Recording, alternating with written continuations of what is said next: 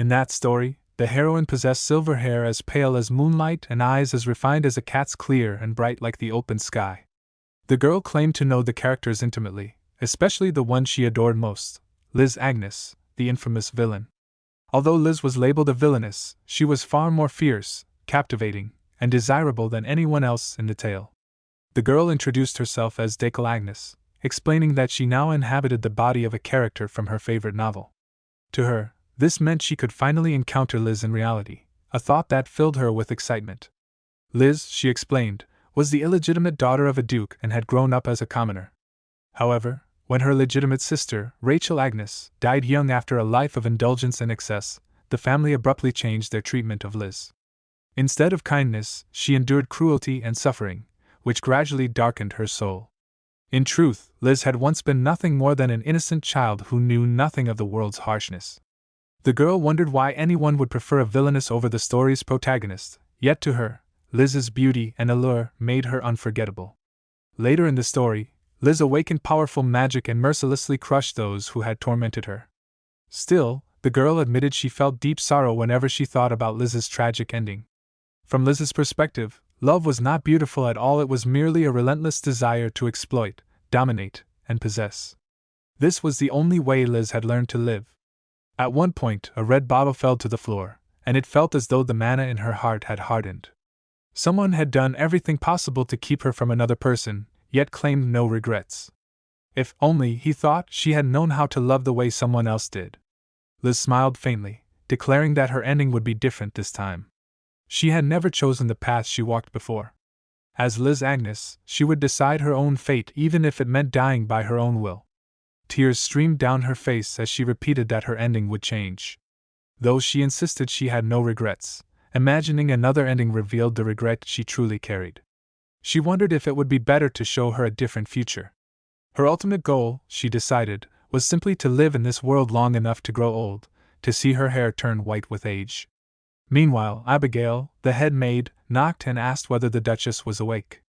After receiving permission, she entered with a cheerful greeting and presented a bottle of the Duchess's favorite Lewis wine, praising its beautiful color. The Duchess, retaining memories that did not originally belong to her, noted how strange it felt to recognize every person around her. Abigail's smile, however, seemed unsettling, almost devilish, as she urged the Duchess to drink, claiming it would help her forget her troubles, if only briefly. For 10 years, Abigail had served as head maid to the Agnes household. During that time, she had secretly manipulated Rachel through relentless psychological pressure, rendering her incompetent. After Rachel lost her parents in an accident, she was thrust into the role of Duchess before she could even process her grief. Under Abigail's constant influence, Rachel gradually descended into villainy. Eventually, Abigail had even seized control over Rachel's fragile mental state, steering her toward ruin and death. Now the Duchess complained of a headache and refused the alcohol, asking Abigail to put it away. Surprised, Abigail forced a polite smile and suggested that a short nap might help more than anything else. The Duchess sensed the ulterior motive immediately. Abigail likely intended to render her unconscious and act as the true master of the duchy in her absence. Irritated, she dismissed the maid's concern. Abigail apologized and offered to prepare the private bath instead.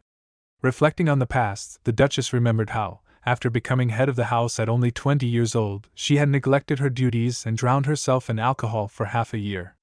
Now, however, there was far too much work to be done for Liz's sake. Approaching the bath, she resolved that her first task would be to remove Abigail, who had been Liz's earliest tormentor. At the same time, she vowed never to let anyone harm Liz again.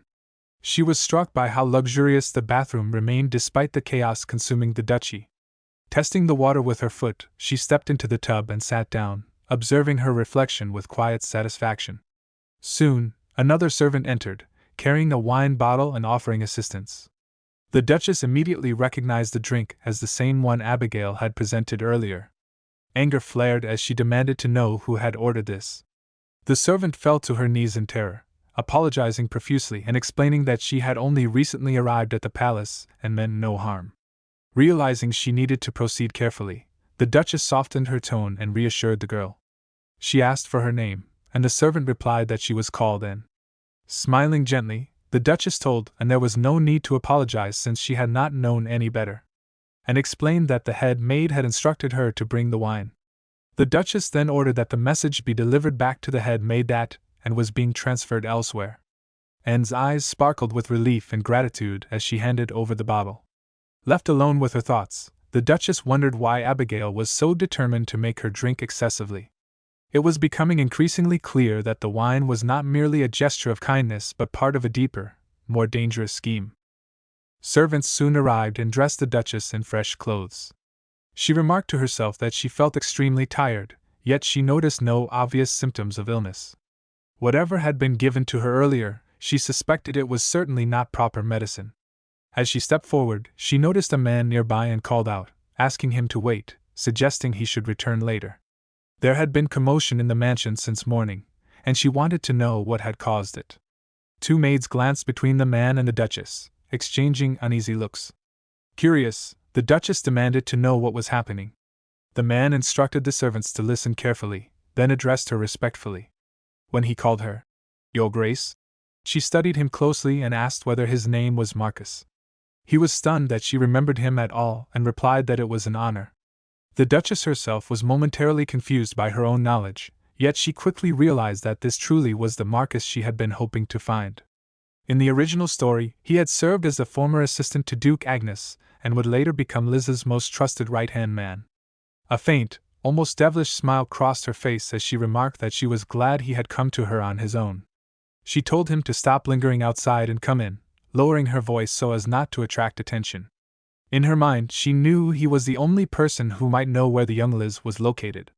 After all, it was this very body, Rachel's body, that had once brought Liz into the Agnes household. Seated inside, the Duchess calmly lifted a cup of tea. Ever since Rachel's death, she herself had assumed the title of Duchess. Taking a sip, she asked Marcus whether it truly had been half a year since they had last seen each other. He confirmed that it had. During those 6 months, Rachel had scarcely experienced a single sober day. She had drunk constantly, often choosing alcohol over food. The Duchess remarked that, given such a lifestyle, there was little point in feeling embarrassed about it now. Privately, she wondered whether she possessed some unusual ability, perhaps magical, because in the original novel Rachel had not died so early. Having read countless stories, she knew something was different this time. She then asked Marcus to explain the purpose of his visit.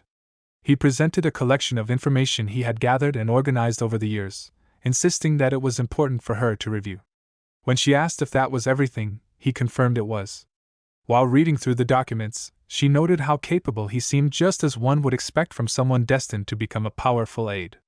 She told him she would study the details later and asked for a brief summary instead, though he appeared displeased with her casual tone.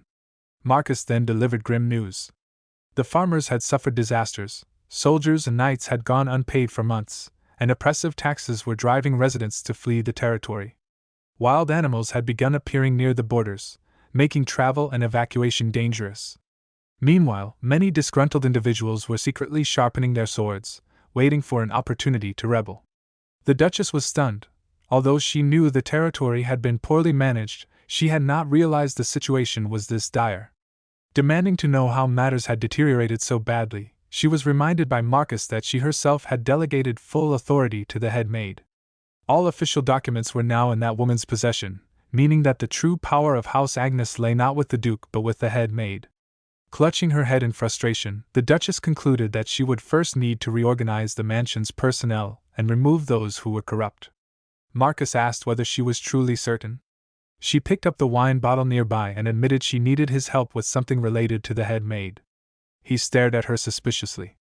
Sensing his misunderstanding, she clarified that she had not summoned him to drink. Growing irritated, he demanded to know the real reason. She explained that the wine had been given to her by the maid and asked him to investigate its contents.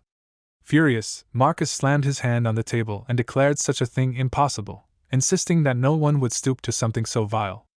The Duchess replied that she did not yet know what the substance was, but she was certain it had been tampered with. Marcus stood abruptly, outraged that anyone would commit such a disgraceful act. The Duchess quietly sipped her tea, reflecting that these indignant words came from a man who, in the future, would be capable of ruthless plots. Still, she acknowledged that without such resolve, he would never have been able to protect the young Duchess. After setting down her cup, she told him to leave the matter to her. Marcus bowed deeply, promising to investigate and return with answers. She knew, however, that his loyalty did not truly belong to her. The cause he cherished most was his homeland and the late Duke. Yet this same man would one day devote himself to Liz. As they stood together at the mansion gates, she felt reassured, believing that Liz would be safe in his hands. For her beloved character's happiness, she resolved to do everything within her power. She suspected there were many traitors hidden within the estate, and the time for hesitation had passed. Elsewhere, unrest simmered among the Agnes forces. Rupert Archer Agnes, deputy commander of the cavalry, demanded to know when the long overdue salaries would finally be paid. The knight commander, Jael Weaver Agnes, lounged with a bottle of wine, casually replying that they had been told to wait a little longer. Enraged, Rupert pressed him, asking how long that wait was supposed to be. Jael and his companions merely laughed and continued drinking. Rupert shouted that it was unacceptable for some to be paid while others were left with nothing, forced to endure hunger and humiliation. Jael cast him a contemptuous sideways glance, mocking his boldness and questioning when he had become so insolent. Rupert retorted that a commander too drunk to control himself had no right to lecture others. He demanded to know how the proud Agnes family had fallen to such disgrace. Infuriated, Jael struck him, calling him an arrogant bastard and warning that he would regret his defiance. Rupert pleaded for him to stop, but Jael only grew louder, challenging him on what he intended to do about it. Rupert realized that remaining in such a place offered no hope, yet he could not abandon the subordinates who depended on him. He declared he would not tolerate such filth any longer. A blonde-haired knight stepped forward, suggesting they had nowhere else to go but advising moderation and urging everyone to end the confrontation before it worsened. Rupert agreed to follow him. Jael shouted after them, demanding they stop and asking if they had lost their minds. Rupert turned back coolly and asked what Jael would do if they refused. Unbeknownst to them, their entire exchange had been overheard from outside. The Duchess, who had been listening quietly, covered her lips with her hand and smiled faintly. Watching the scene unfold, she wondered what action they would take next, knowing that the fate of the Agnes household was rapidly approaching a breaking point. The tension in the courtyard thickened as two figures faced each other. One was Rupert Archer, the deputy commander of the cavalry, a man who in the original story had protected the heroine from countless dangers and later risen to the rank of master. The other was Tall Weaver, the younger cousin of the head maid and a knight whose loyalty was questionable at best. The Duchess, observing from a distance, recalled that Rupert had originally been one of the most capable knights of House Agnes. Judging from the heavy, ominous atmosphere in the air, she sensed that this would be the day he either secured his place or left the family forever. Weaver scolded Rupert harshly, his voice filled with arrogance. Rupert, however, stood firm, convinced he could not afford to lose.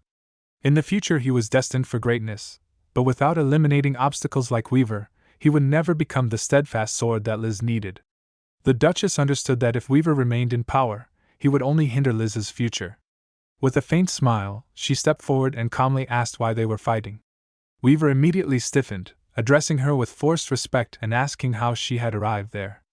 Rupert, surprised but composed, requested that someone bring the Duchess a chair. She responded coolly, questioning whether it was so strange for her to appear in her own estate.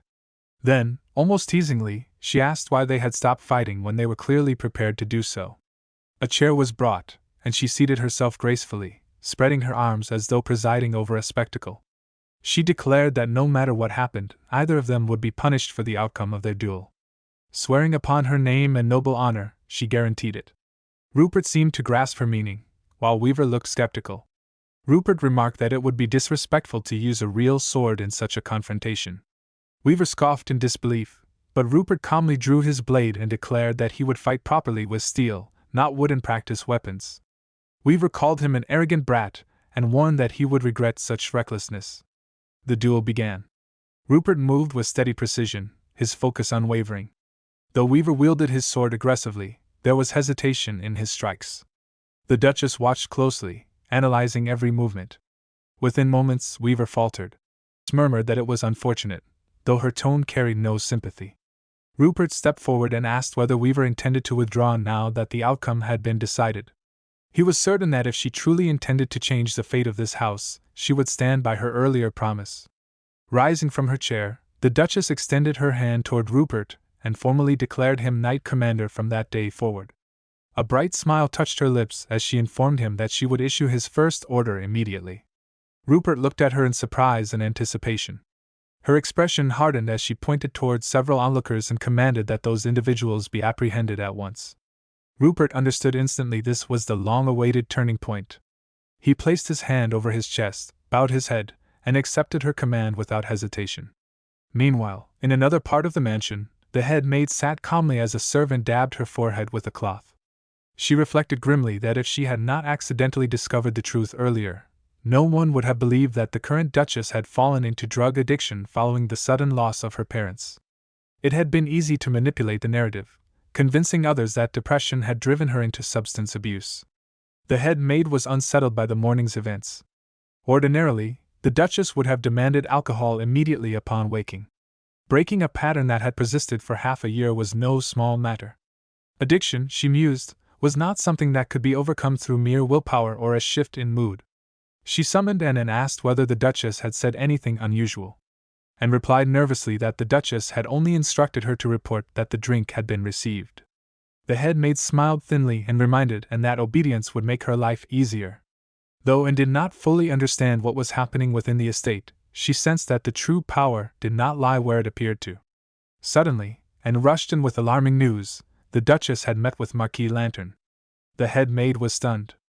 Marquis Lantern was a man who inserted himself into every political matter. He thrived in chaos and influence.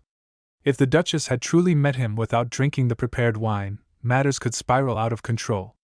She turned sharply to Anne, demanding to know whether the drink had been delivered properly, and insisted she had handed it over as instructed and left immediately afterward.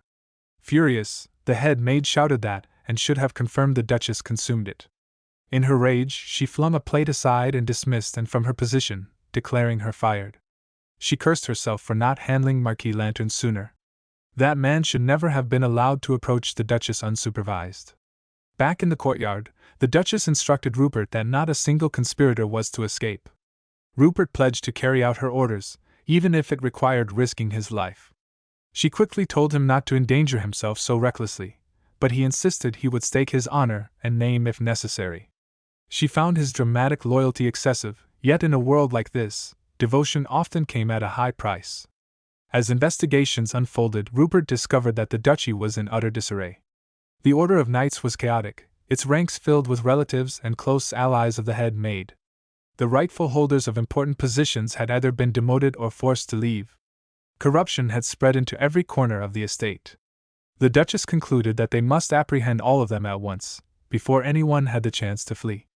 She remembered that in the original story, Liz would enter the dukedom within a year under dire circumstances. The abuse and manipulation she suffered especially at the hands of the head maid would shape her into a fearsome villainess. But as long as she herself remained alive, she would not allow that fate to unfold. She resolved to ensure that Liz walked a path free of thorns, even if she had to uproot every one of them herself. Quietly, she expressed gratitude that she had survived long enough to change this moment. Her eyes hardened with determination as she gave the final command. It was time to capture the mastermind behind every problem in House Agnes the head maid. The Duchess removed her necklace as she entered her office and calmly asked what had transpired there during her absence. Abigail replied that she had merely been cleaning when a disturbance occurred. Although she had intended to investigate, she claimed she had not dared to interfere. One of the maids began to cry nervously, prompting the Duchess to ask whether she had personally come to the office. The maid confirmed that she had. The Duchess then asked Abigail whether she truly enjoyed holding the position of head maid. Abigail, maintaining a composed demeanor, handed the trembling maid a handkerchief to wipe her tears. She explained that among the household's valuable possessions, only select items had been presented to the Duchess, implying that none of them belonged to her personally. The Duchess repeated the statement thoughtfully, asking whether all of it was truly hers. Then, with a soft smile, she addressed Abigail by name. When Abigail responded, the Duchess suddenly dropped the handkerchief she was holding and thanked her for her years of hard work. At that moment, Rupert stepped forward and placed a firm hand on Abigail's shoulder. Confused, Abigail asked what this meant, but the Duchess seized her arm, causing her to recoil in fear. Abigail protested, insisting she did not deserve such treatment, and that she had served the Duke faithfully for many years. The maid watching the scene was visibly shocked. The Duchess replied coldly that the truth would be determined during the investigation. Then she turned to the trembling maid and announced that she would require her assistance for a while. She remarked cryptically that new alcohol must be placed in a new bottle, hinting at a complete replacement of the household's inner circle. Once Abigail was imprisoned, the Duchess immediately began restoring order. The most urgent task was to reinstate those who had been unfairly demoted.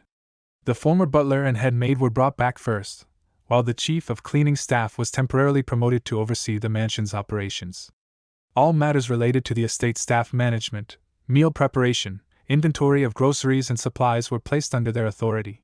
The extent of the damage soon became clear. Taxes had doubled within half a year, prices had soared, and merchants had withdrawn their businesses out of fear. The streets were crowded with unemployed citizens and homeless families, and crime had risen to unprecedented levels. Overwhelmed by the scale of the crisis, the Duchess admitted she desperately needed Marcus's return. Without a capable assistant, she lacked the manpower to address everything at once. Yet she had been forced to send him away to investigate the suspicious pills connected to Abigail. The situation itself was deeply unsettling. Rachel, who should have died, was alive because her body had been possessed. A maid entered to report that the leader of the Knights had returned. The Duchess decided to step away briefly to rest before meeting him. When she finally received the visiting Marquis, she asked whether he had been managing the territory's affairs for the past 6 months. She acknowledged that his efforts were impressive, though he replied modestly that what he had shown her was only a portion of the work. The maid assisting them inquired about the cost of the items presented, which angered the Duchess, who sensed that much more remained hidden. She remarked that it would be even more suspicious if there were no secret assets at all. Confiscating wealth from Count Weaver's family, she suggested, could help stabilize the duchy's finances. The Marquis responded that the Count's lands and property could only be seized after a formal trial and guilty verdict. The Duchess then asked whether Abigail had revealed anything under interrogation. The Marquis reported that despite intense questioning, she remained silent. It was clear she feared that speaking would result in the execution of her entire family. The Duchess expressed outrage that embezzlement alone was not her only crime. Tampering with the Duchess's food was an unforgivable offense. The Marquis agreed that such an act could never be pardoned. When she asked whether this was all he had brought, he presented additional documents. As she reviewed them, she was astonished to discover that a villa had been purchased in the capital. She demanded to know who was responsible, and was told that Tall Weaver had acquired it. Muttering that she would need to examine the boy's salary records, she continued reading. Rupert, the steadfast knight whose loyalty resembled that of an unyielding bear, had gathered extensive evidence. Noticing his tense expression, she gently observed that he must have endured a great deal. He denied it, but she insisted that not only he but the entire territory had suffered under a lord who had neglected her duties. Such suffering, she said, could scarcely be described in words. The Marquis reassured her that things would change from now on. She smiled in return, declaring that she was willing to sacrifice herself for the happiness of her people and those she loved. Soon afterward, Marcus returned. She noted that he looked older, wearier than before. He insisted that she undergo a medical examination immediately, his concern evident. Nearby, the family assistant Dante Gerald of the Lexerville household remarked that the situation seemed mostly resolved and suggested leaving the remaining tasks to others. Far beyond the duchy, among the barbarian tribes, there were leaders capable of challenging imperial authority. Leader in name was Texas, who had led his people in relentless resistance against the empire's tyranny. Yet even he had proven insignificant before the overwhelming power of the Grand Duke of Lexerville. No force could penetrate the Castor Empire's defenses. The Duchess had recently obtained new information about the Agnes family's internal troubles, particularly the so-called accident that had killed the previous lord and lady 6 months earlier. Texas, hearing this, remarked that rumors claimed the current head of the family had withdrawn from public life and spent her days drinking. Dante confirmed this but added that many opportunists were watching the duchy closely, waiting for a chance to seize advantage. When asked whether action had already been taken against the Agnes household, Dante explained that it had not. The Duchess, he said, appeared to have regained her senses and was actively purging corruption within her domain. Texas was surprised, recalling how timid she had once been, hiding behind her parents at the slightest threat. He acknowledged the strange rumors surrounding her but questioned whether someone so weak could truly govern an estate. Dante bluntly replied that if a person like her failed, the household would sink like a doomed ship, as the Agnes family's luck had long since run out. Texas showed little interest in the matter, declaring that he would return to the capital instead of meeting the Marquis. Dante expressed surprise, noting that Theo von Lexerville, the formidable Archduke, had recently eliminated enemies who had resisted for an entire year in less than a week.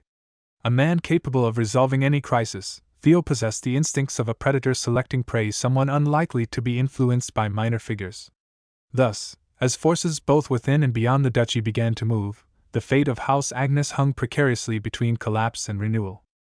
Lohman Theodore, the longtime physician of the Agnes household, gently placed his fingers against the Duchess's wrist and examined her condition. After a careful pause, he assured her that she appeared physically fine. Duchess, still unsettled, repeated the word as if testing its meaning, then asked what exactly had been in the wine she had been given. Lumen inquired whether she had ever heard of Pierrot's grass. When she admitted she had not, he explained that it was an infamous and extraordinarily lethal poison, so potent that legends claimed it could destroy not only the body but the spirit itself, preventing reincarnation. Liz was horrified and asked whether she had truly been consuming such a substance. Lumen replied that, according to Lord Lantern's findings, she had likely been ingesting it for the past 6 months. He went on to explain that even the most experienced physicians and priests would struggle to identify addiction to Pierrot's grass, as its symptoms were subtle. However, those who consumed it for more than half a year typically lost the ability to speak properly. Liz pointed out that she herself seemed capable of speaking normally. Lumen admitted that this was precisely what made her case extraordinary. The poison was strictly regulated by the imperial family, and without prior experience handling it, he would never have recognized its effects.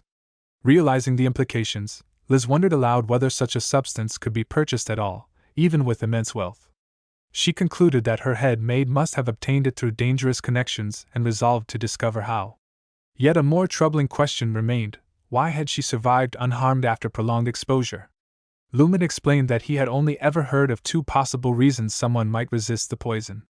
The first was divine, an individual blessed as a saint by the gods. The second was arcane, a mage who had awakened a rare and extraordinary power.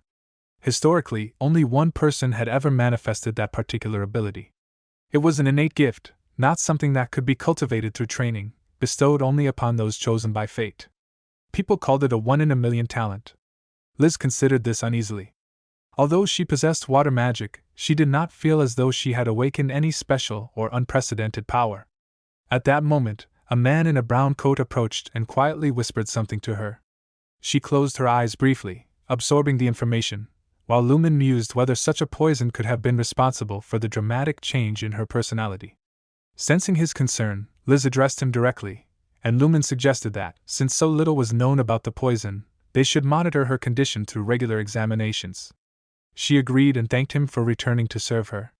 He replied that he was grateful to still be of use, even after devoting half his life to the Agnes household only to be dismissed without explanation. Liz wondered how much resentment and longing he must have felt for a place that had once been his home. She urged him to rest after his long journey and assured him she would summon him if needed. Placing his hand over his chest, he bowed respectfully and asked her to call for him immediately if she experienced any unusual symptoms. Soon afterward, Anne knocked and requested permission to enter. Liz asked what she wanted, and Anne replied that she had organized the day's correspondence and brought the most important letters. Among them was one sealed in red, the unmistakable mark of the imperial family. Meanwhile, deep within an underground prison beneath the Agnes territory, tensions simmered among the captives. Texas accused a maid of causing their predicament, claiming that her schemes had led to their imprisonment. She retorted that he had willingly followed the plan at the time. Other prisoners whispered anxiously, wondering what crime they had committed. The maid reassured them that execution was unlikely. After all, the Duchess was still a noblewoman, and a trial would require definitive evidence. Few people, she reasoned, knew about the poison, so she intended to feign ignorance. Yet, she could not understand how the Duchess remained perfectly healthy after ingesting such a deadly substance for months. A guard with ash-colored hair arrived and announced that she was being moved under the Duchess's orders. The maid smiled coldly, convinced that her loyalty would protect her. Inwardly, however, she mocked the very notion of loyalty. She assumed the Duchess would soon be ruined and would never see freedom again. The guard informed her that she would be transferred to a secret location where she would be kept under strict surveillance, somewhere so hidden that even rats did not venture there. Elsewhere, attention turned to the powerful Archduke Theo von Loxville, a man widely regarded as dangerous and unpredictable. Liz recalled that the Rexerville Duchy had long been associated with fire mages. Although magical affinity was not hereditary, members of that family had mysteriously awakened fire magic across generations. Rather than ruling peacefully, they had spent their lives on battlefields, driven by an insatiable thirst for blood. Some called it a curse of blood. The imperial letter explained the reason for the sudden upheaval. She had been formally invited to attend the Imperial Triumph Commemoration Ball at Rexerville. As she read the words, tears welled in her eyes. Duke Hyundai, whose fate she remembered from the novel, would appear in tragic news reports, dying heroically soon after ascending the throne. She wondered whether attendance was truly necessary. Marcus, noticing her distress, reminded her that such an imperial event presented the perfect opportunity to announce the revival of the Agnes family. He asked whether she feared the Duke of Rexerville. Liz admitted that merely looking at him would be uncomfortable, because she knew how his story would end. Continuing to read, she reflected on the current emperor, Giorgio von Castor, the hero's uncle, who would eventually be punished by the protagonist. She also noted the disturbing detail that Pierrot's grass was controlled by the imperial family itself. As the weight of these revelations settled upon her, Liz felt her strength draining away. Lowering the letter, she turned to Marcus and asked quietly whether there was anything he had not yet told her. It was the first time he had seen the Duchess carry herself with such composure and quiet confidence. Her posture was steady, her gaze unwavering, and her decisions decisive. He could not help but suspect that she already knew where Liz was. Yet one question troubled him: why would a woman who had never shown interest before suddenly begin searching so desperately for her estranged younger sister? The Duchess herself offered a simple explanation: she could no longer bear the thought of Liz spending her life alone outside the family. A maid cautiously responded that if this was truly her intention, then perhaps she was honoring the late Duke's legacy. Still, she urged caution. The duchy remained unstable, and traveling openly would be dangerous. She pleaded with the Duchess to wait until they reached a safer situation before taking further action. The Duchess, however, responded with unsettling cheerfulness, claiming she rather enjoyed the challenge of her current work. The maid could only stare in disbelief, wondering what thoughts truly occupied her mistress's mind. In noble society, illegitimate children, especially those born outside the family's recognition, were often treated harshly. If Liz had been an ordinary child of common birth, she might have been cast aside entirely, sometimes even abandoned to die. The Duchess seemed determined to prevent such a fate. Turning to administrative matters, she asked about the official request to deliver new documents across the duchy. Over the past 6 months, taxes had risen dramatically, devastating the livelihoods of ordinary citizens. In response, she had issued an official proclamation granting tax exemption for the upcoming quarter and promising that rates would return to normal afterward. Since literacy was rare among commoners, written notices alone would not suffice. Therefore, she had also arranged for messengers to spread the news orally throughout the region. Her advisor assured her that it was only a matter of time before the information reached every village. He added that reading and writing were privileges of the wealthy. Most people neither had the time nor resources to learn. The Duchess considered this thoughtfully and remarked that perhaps one day she should establish an academy. The land where Liz would grow up, she decided, should be prosperous, educated, and better than any other place in the realm. Privately, she vowed that Liz would never again suffer harm, not even a scratch to her finger or a wound to her heart. For that to happen, the duchy itself had to become strong enough that no one would dare ignore or threaten them. Wealth, she concluded, would be the first step. To secure funds quickly, she planned to sell the confiscated assets taken from the corrupt head maid, doing so quietly to obtain fair prices without publicly revealing the deception that had occurred. Even a modest budget would be enough to begin rebuilding operations. After all, when a great house falls into ruin, recovery can take generations. When she finally finished reviewing the day's paperwork, Marquis Marcus checked the documents and declared that she had indeed accomplished a remarkable amount. Delighted, she suggested celebrating by going out. Marcus hesitated, initially warning that traveling beyond safe areas might be risky. Seeing her disappointment, he relented slightly, agreeing that a supervised visit within the duchy itself could be valuable. It would allow her to see conditions firsthand. They departed in a carriage so luxurious that Marcus marveled at it, remarking that compared to ordinary wagons it felt like paradise. The Duchess found his comment ironic. In her view, true comfort would come only after the roads themselves were repaired. When they arrived, Sir Robert assisted her in stepping down. Disguised as a modest middle-class girl, she entered the central market. To her, there was no better place to assess the duchy's true financial state. The experience proved unpleasant. The carriage ride left her slightly nauseated, and the market itself was in poor condition. Goods were irregular in shape, often of low quality, and a sour odor lingered in the air. Major traders had withdrawn due to excessive taxation, disrupting supply chains and plunging common commerce into misery. She realized the economy of ordinary people had been nearly ruined. There was far more work ahead than she had imagined. Amid this bleak scene, a young girl approached, timidly offering flowers for sale while her little brother urged passers-by to buy from her.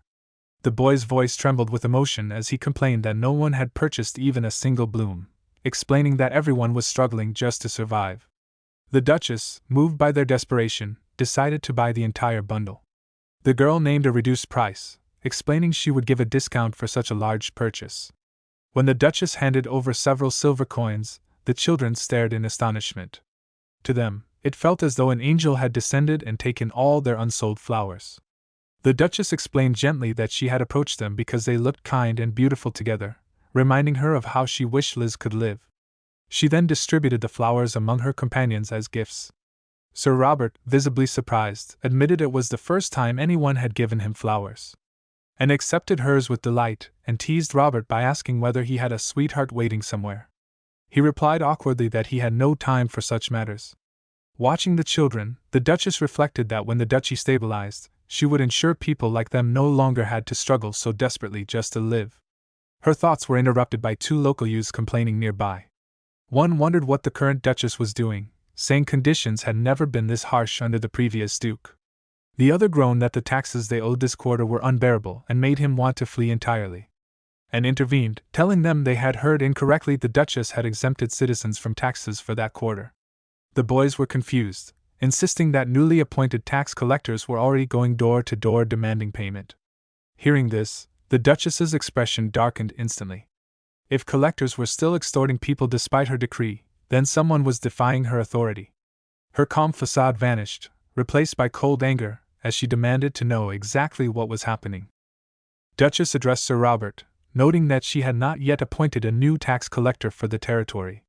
Robert confirmed that he was aware of this. Confused and irritated, she demanded to know what exactly was happening in the streets under her authority. Her question was answered almost immediately.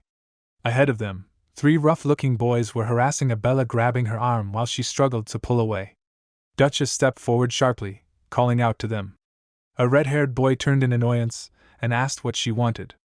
With a mocking smile, he greeted her as if she were some delicate lady from a wealthy family, and warned that interfering with their business would bring consequences. Duchess' anger flared. She had heard reports that the security situation in the duchy had deteriorated, but she had not imagined it would be this bad. Observing their behavior and shabby appearance, she concluded they were nothing more than street thugs taking advantage of the chaos.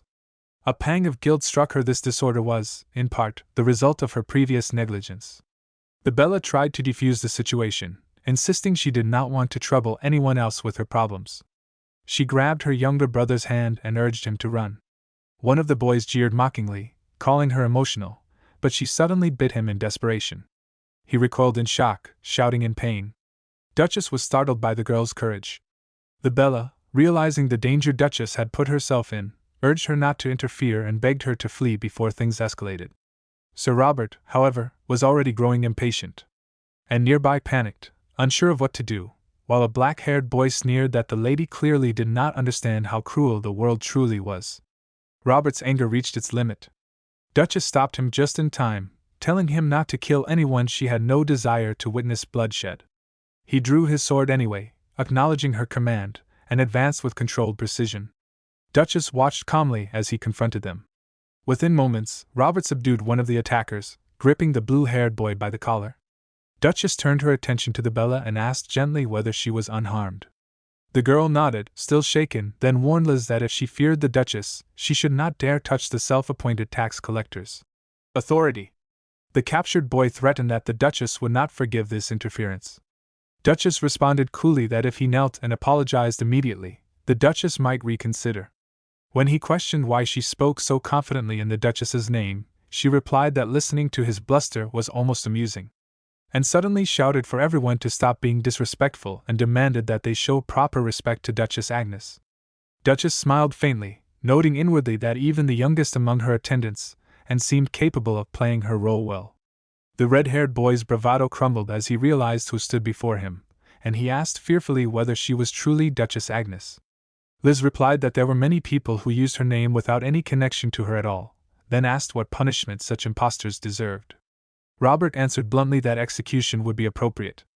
Terrified, the blue-haired boy begged for mercy. After a pause, Duchess declared that all citizens would be exempt from taxes for that quarter, and that an official notice would be issued immediately, and insisted that if such incidents occurred again, people should report them without hesitation. Duchess then turned to the Bella and asked her name. The Bella introduced herself and thanked the Duchess sincerely for saving her, admitting she did not know how to repay such kindness. Duchess studied her for a moment before offering an unexpected proposal: Bella could come with her. When the Bella stared in disbelief, Duchess clarified that she had chosen her personally. Bella would serve as her favored bridesmaid. The following day, a grand Victoria carriage waited outside the mansion.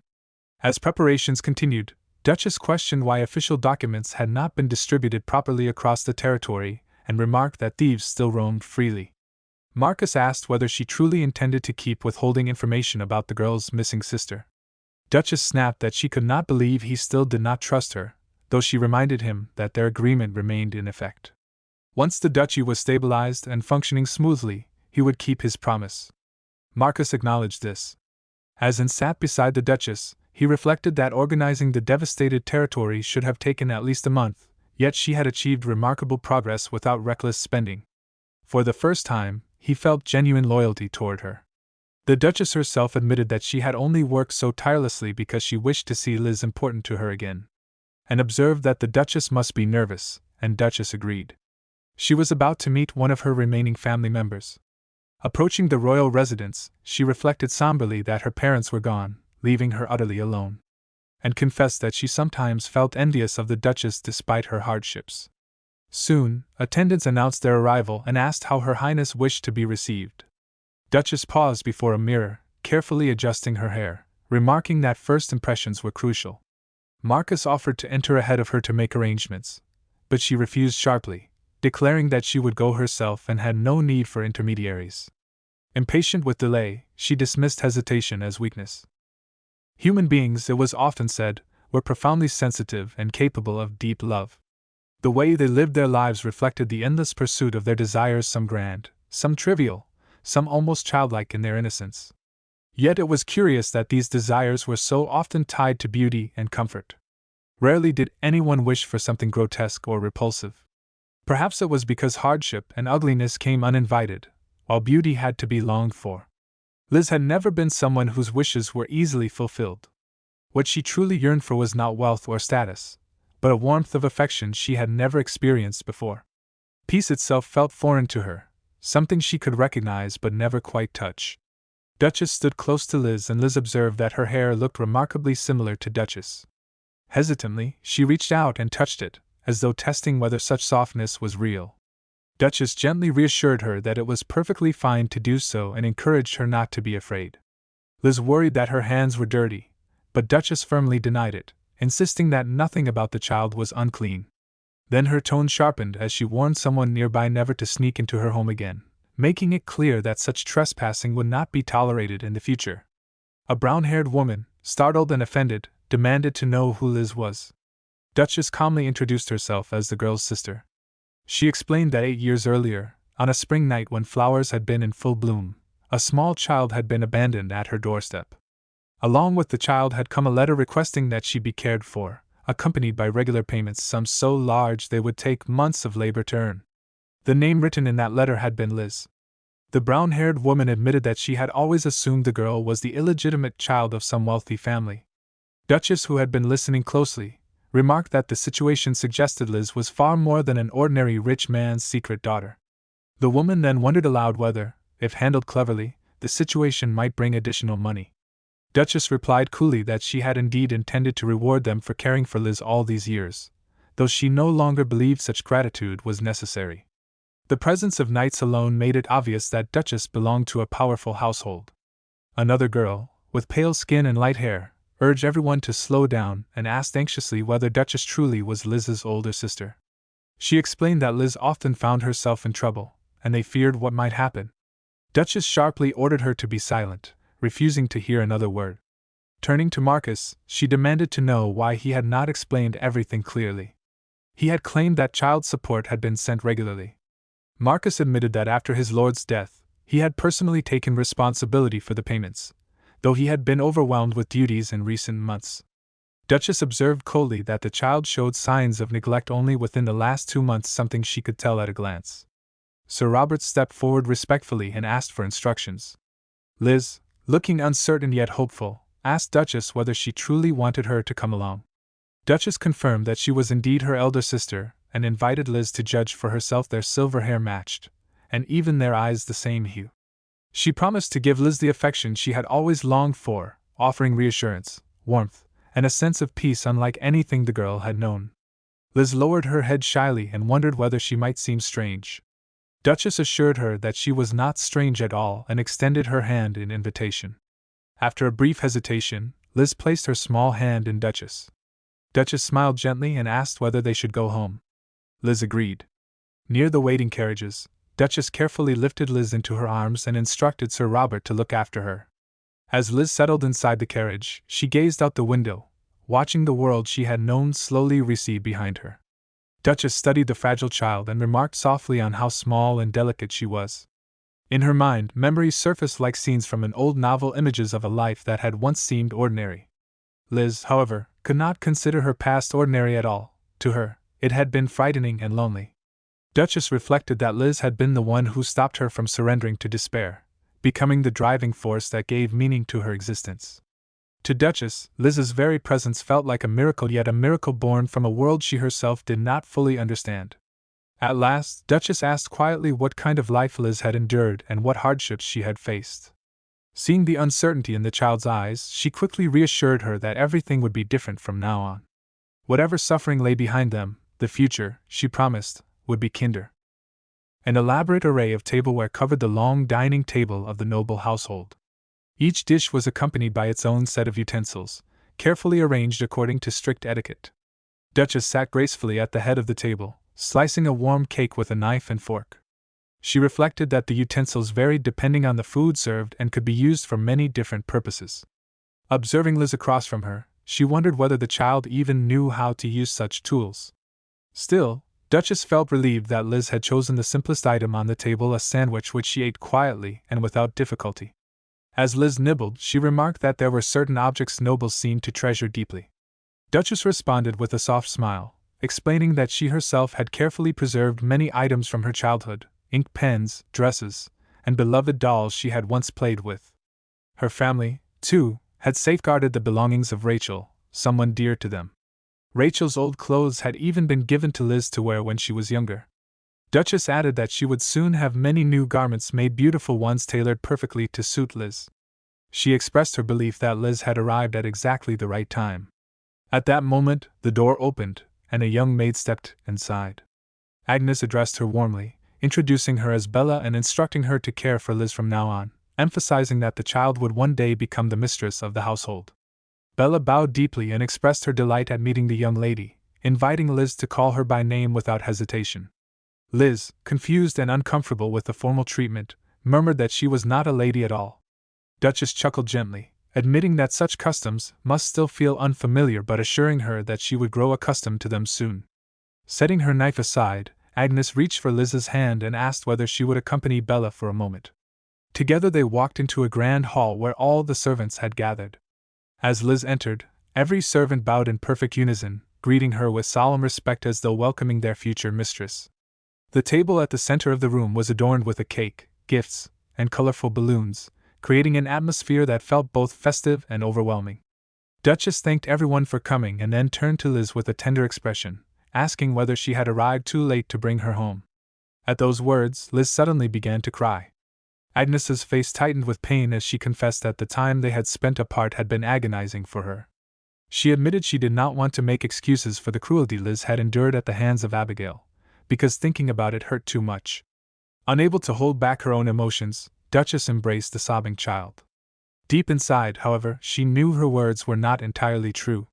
The original owner of this body had died without ever learning that she had a sister, and Agnes herself had only stepped into this role later. According to the story she remembered, events had been meant to unfold this way. Yet the sorrow she felt was genuine, and the small lie slipped out because the pain was too heavy to bear otherwise. After the emotional welcome, Duchess led Liz to a beautifully decorated bedroom. Sunlight filtered through delicate curtains, illuminating soft furnishings and carefully chosen ornaments. She presented it as Liz's personal room and asked whether she liked it. Liz nodded shyly, clearly overwhelmed but pleased. Duchess told her that if she ever needed anything, she could ask at any time without hesitation. Later, Liz confessed that it had been her first time tasting cake. She had never imagined something so delicious could exist, and she had enjoyed every bite. Kind words, lovely clothes, and fine food, everything she had experienced since arriving felt new and almost unbelievable. Duchess listened with a mixture of joy and heartbreak, wondering how a child could be so gentle and beautiful despite such deprivation. Gathering her courage, Liz asked a question that had been troubling her. Why was Duchess being so kind when she did not truly know what kind of child Liz was? Duchess fell silent for a moment, her thoughts drifting far beyond the present. In truth, Liz had once been someone else entirely. Park Hye-in, a young woman from 21st century Korea. She had been a promising actress whose career had shone brightly in her youth. Yet fame was fragile, and even the brightest star would one day fade. After a series of failures, the admiration she once received turned into ridicule, leaving her unable to cope with the crushing sense of defeat. Seeking escape from reality, she had turned away from the world, and somehow, that path had led her here. Fragments of harsh advice and public scrutiny echoed in her memory, warnings about politeness masking insincerity, about pride and shame, about disappearing unnoticed if one failed to meet expectations. She remembered her image flickering on a computer screen, a symbol of both fame and isolation. All of it had weighed heavily on her heart.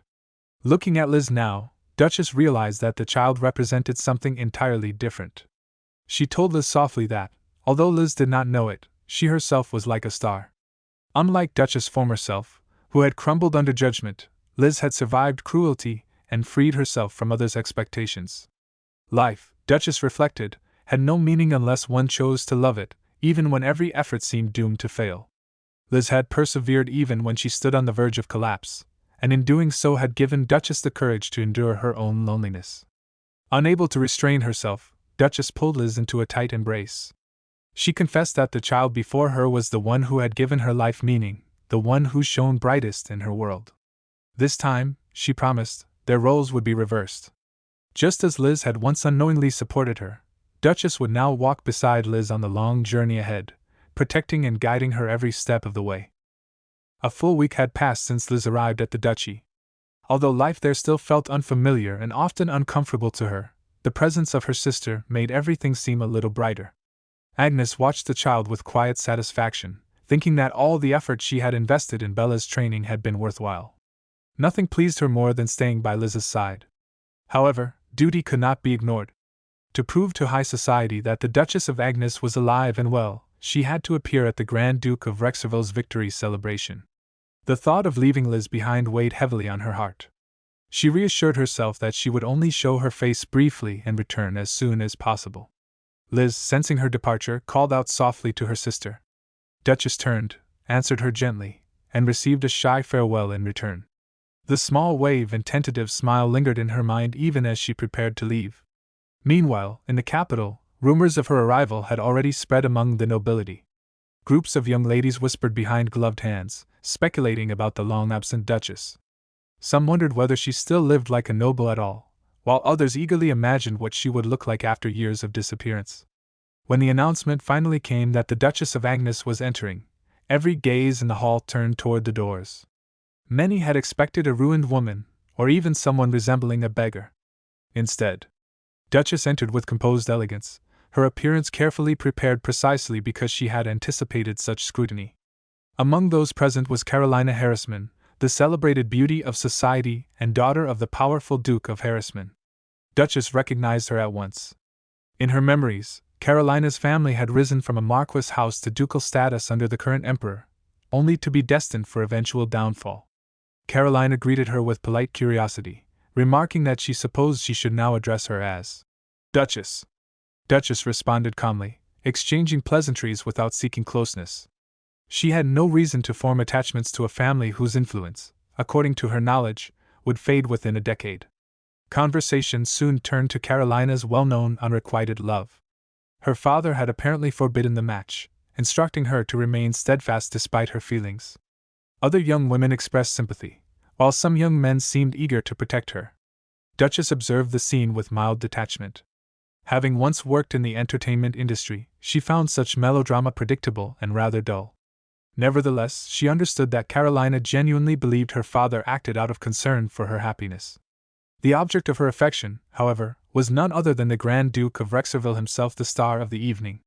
When the formal announcement declared the arrival of the Emperor, followed by the Grand Duke, the atmosphere shifted instantly. All eyes turned toward the entrance as the two most powerful figures in the Empire appeared. The Emperor, Giorgio von Castor, carried himself with the authority of a man who had seized the throne through bloodshed. From Rachel's memories, Duchess had expected him to be handsome, yet seeing him in person still startled her. For a fleeting moment she wondered whether he even belonged to the same world as her, so different did he seem from the rumors surrounding him. Realizing she was supposed to present herself before him, she forced herself to regain composure and avoid staring. Protocol dictated the order of greetings, and Carolina was called first. Duchess knew she would be next and steeled herself, reminding herself not to look directly at the Grand Duke. Before her turn, a few nobles attempted to engage her, members of the Cavendish Marquisate, a house that had historically clashed with the Agnes family. She decided it would be wiser not to involve herself with them. Instead, she focused on observing the proper etiquette so she would not make a mistake before the Emperor. When her name was announced, she stepped forward gracefully and offered a formal greeting, presenting herself as the Duchess of Agnes. The Emperor responded with surprising gentleness, telling her to relax. She thanked him and congratulated the Empire on the Grand Duke's victory. For a brief moment she sensed something unsettling about him, an aura that matched his bloody reputation, so she intended to keep the exchange short. Yet he unexpectedly asked whether she was well, mentioning his concern after the tragedy that had taken her parents. She apologized for causing worry and assured him that, as the new Duchess, she would faithfully fulfill her duties. His reply suggested genuine relief, which confused her deeply. This was the same man who had betrayed his own nephew and seized the throne, a figure remembered as ruthless and merciless. She decided it was safest not to think too deeply about his intentions and prepared to withdraw. At that moment, one of her attendants discreetly warned her never to touch the Grand Duke of Rexerville. According to rumor, anyone who made physical contact with him without permission could lose not only status but life itself, vanishing without a trace. Duchess asked quietly what would happen if such a thing occurred, and the answer was chilling: the offender would likely disappear forever, as though erased from existence. She had barely processed those words when the unimaginable happened. The Grand Duke himself stepped forward and seized her arm. Duchess first checked herself carefully, realizing that the most important thing was that her limbs were unharmed. Relieved that nothing seemed broken, she politely excused herself and wondered if she truly meant everyone present. At that moment, she noticed Duke Lexerville looking directly at her. For a brief second, she found herself thinking that he did not appear as frightening as the rumors had claimed. Nearby, a boy with skin-colored hair noticed her and gave a faint smile. However, the calm atmosphere suddenly changed when Duke Lexerville turned toward the boy and demanded to know how he dared to exploit someone through his corruption. His voice carried clear anger, and the boy was visibly shocked to see him there. Agnes was equally stunned by the sudden confrontation. Watching the situation unfold, Agnes began to think that perhaps the rumors about the Duke were indeed true. Duke Lexerville's gaze then shifted toward her, and for a moment he stared at her in silence. Soon after, he addressed the orange-haired boy named Arthur. Arthur responded respectfully, asking what the Duke required. The Duke simply informed him that he would be leaving now. As the Duke walked away, Duchess could not stop wondering why he had looked at her in such a strange and intense manner. The thought left her uneasy, and in that moment she realized how much she missed Liz.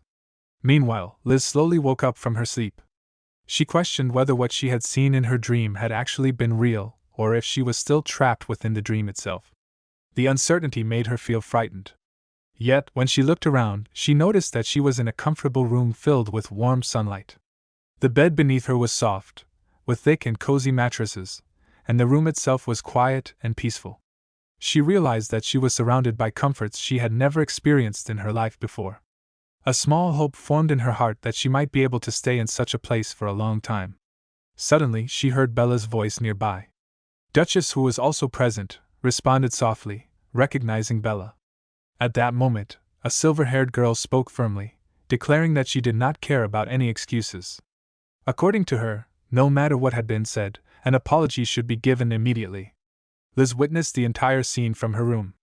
The situation revolved around the fact that she was actually an illegitimate child, and she wondered quietly if she had truly said something wrong. Bella, however, responded angrily. She told the girl sharply that if the Duke truly did not care about Liz, he would have appointed another maid to serve her. She criticized the other maids, saying that people like them clearly knew nothing about proper etiquette and should learn to understand their own place. Another maid questioned Bella, asking why she spoke with such confidence. At that moment, Liz suddenly grabbed Bella's shirt. Bella turned around quickly and asked what Liz needed. When she saw Liz's face, she looked surprised and muttered that it seemed impossible, believing Liz was not even good enough to be involved in such matters. However, Liz gently told Bella that she felt very happy to have Bella by her side. Hearing those sincere words, Bella suddenly began to cry. Concerned, Liz asked if she was all right. Bella quickly assured her that she was fine and explained that she had experienced similar situations many times before. She then asked Liz if she herself was all right. Liz smiled calmly and replied that she was fine as well, mentioning that she had encountered situations like this before. Bella then politely suggested that they should leave. She said she would prepare Liz's bed and also make breakfast for her. Liz softly insisted that she would make the bed herself. Bella immediately objected, telling her that she could not possibly do such work. Meanwhile, Liz was standing outside the door, quietly observing the scene. After a moment, she slipped on her slippers and stepped outside the room. Not far away, a maid looked at Duchess with surprise and commented that she looked beautiful. The maid could hardly believe that she was actually alive, as she could not forget what had happened at the party the previous night. The maid remembered clearly how Duke Lexerville had confronted someone, demanding to know how he dared to exploit another person through corruption. She had been astonished by how the Duke had discovered the truth, especially since he rarely appeared in public and usually seemed unaware of such matters. She also remembered how the Marquis and his wife had looked miserable after the incident.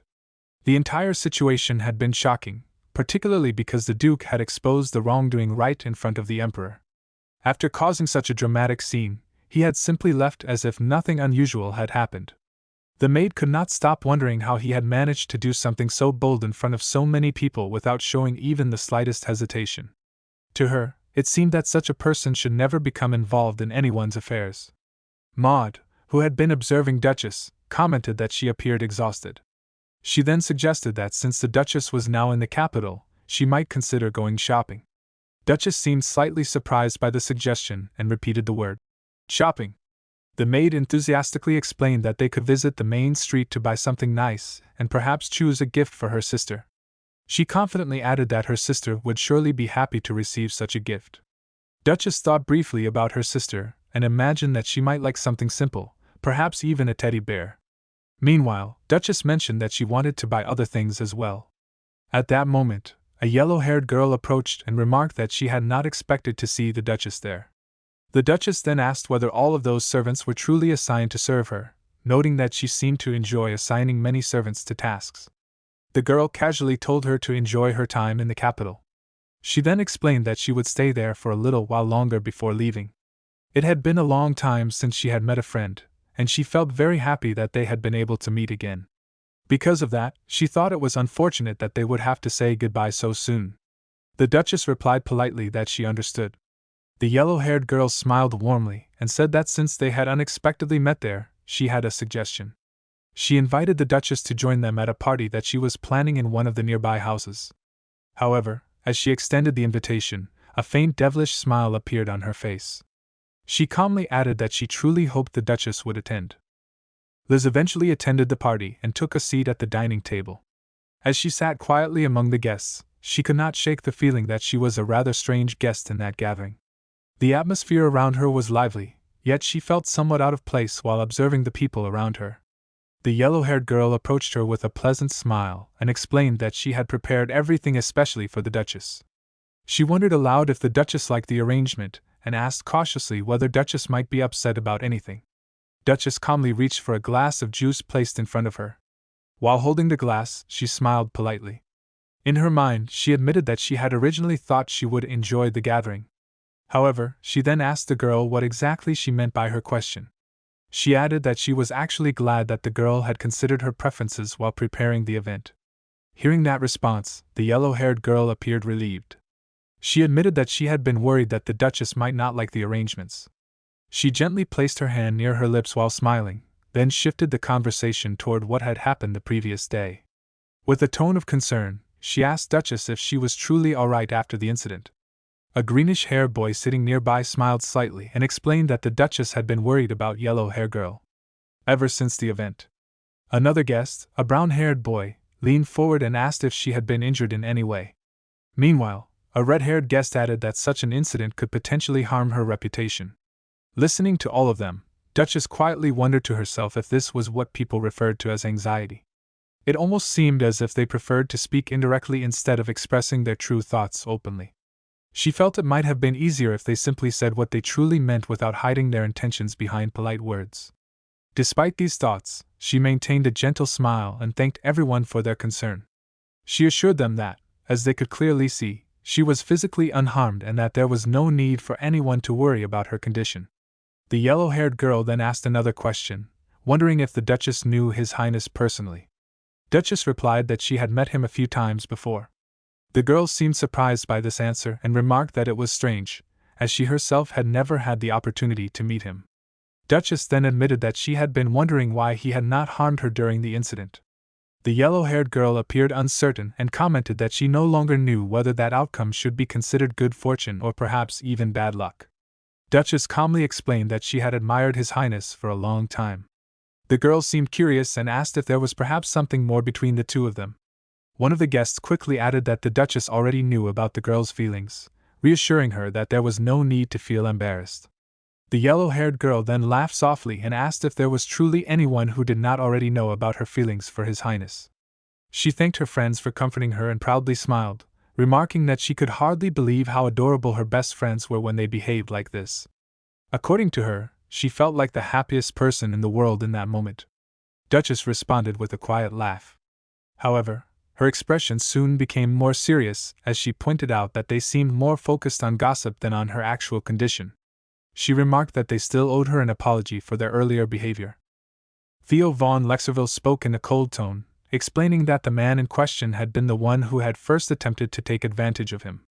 Theo then added that perhaps it would have been wiser to handle such matters in secret next time instead of allowing them to unfold so openly. His words carried both irritation and calculation, as if he were reflecting on how the situation could have been managed differently. A servant standing nearby respectfully mentioned that the rumors surrounding His Highness were spreading more rapidly with each passing day. The stories about him were becoming increasingly exaggerated among the people of the Empire. Rachel Agnes responded calmly, remarking that perhaps the growing rumors were not entirely a bad thing. To her, the attention could even prove useful under the right circumstances.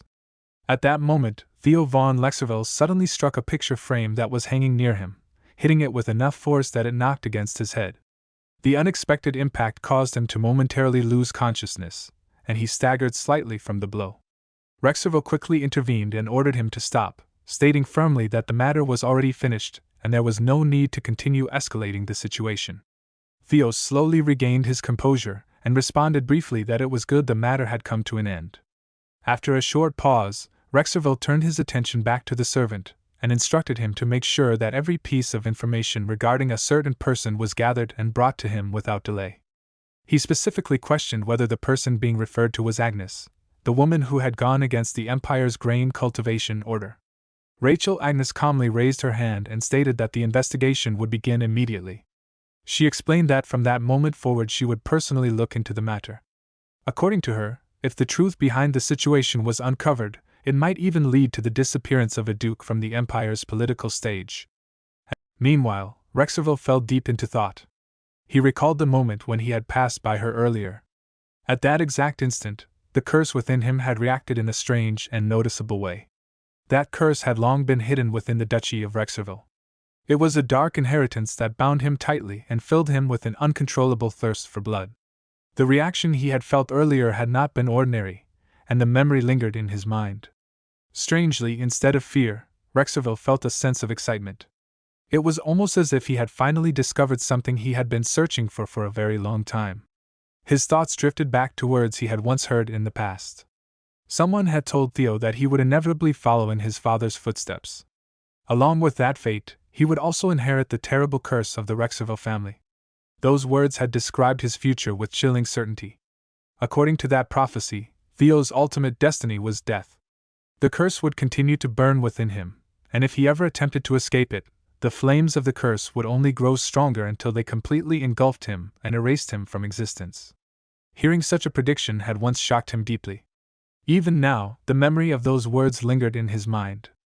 As Rexerville reflected on everything that had happened, he began to consider the possibility that the strange reaction he felt earlier might not have been a coincidence. Perhaps it was connected to the curse itself. He realized that he needed to investigate this matter further. At that moment, he could not be certain whether his suspicions were correct or merely the result of his imagination. However, deep within his mind, one thought continued to surface repeatedly.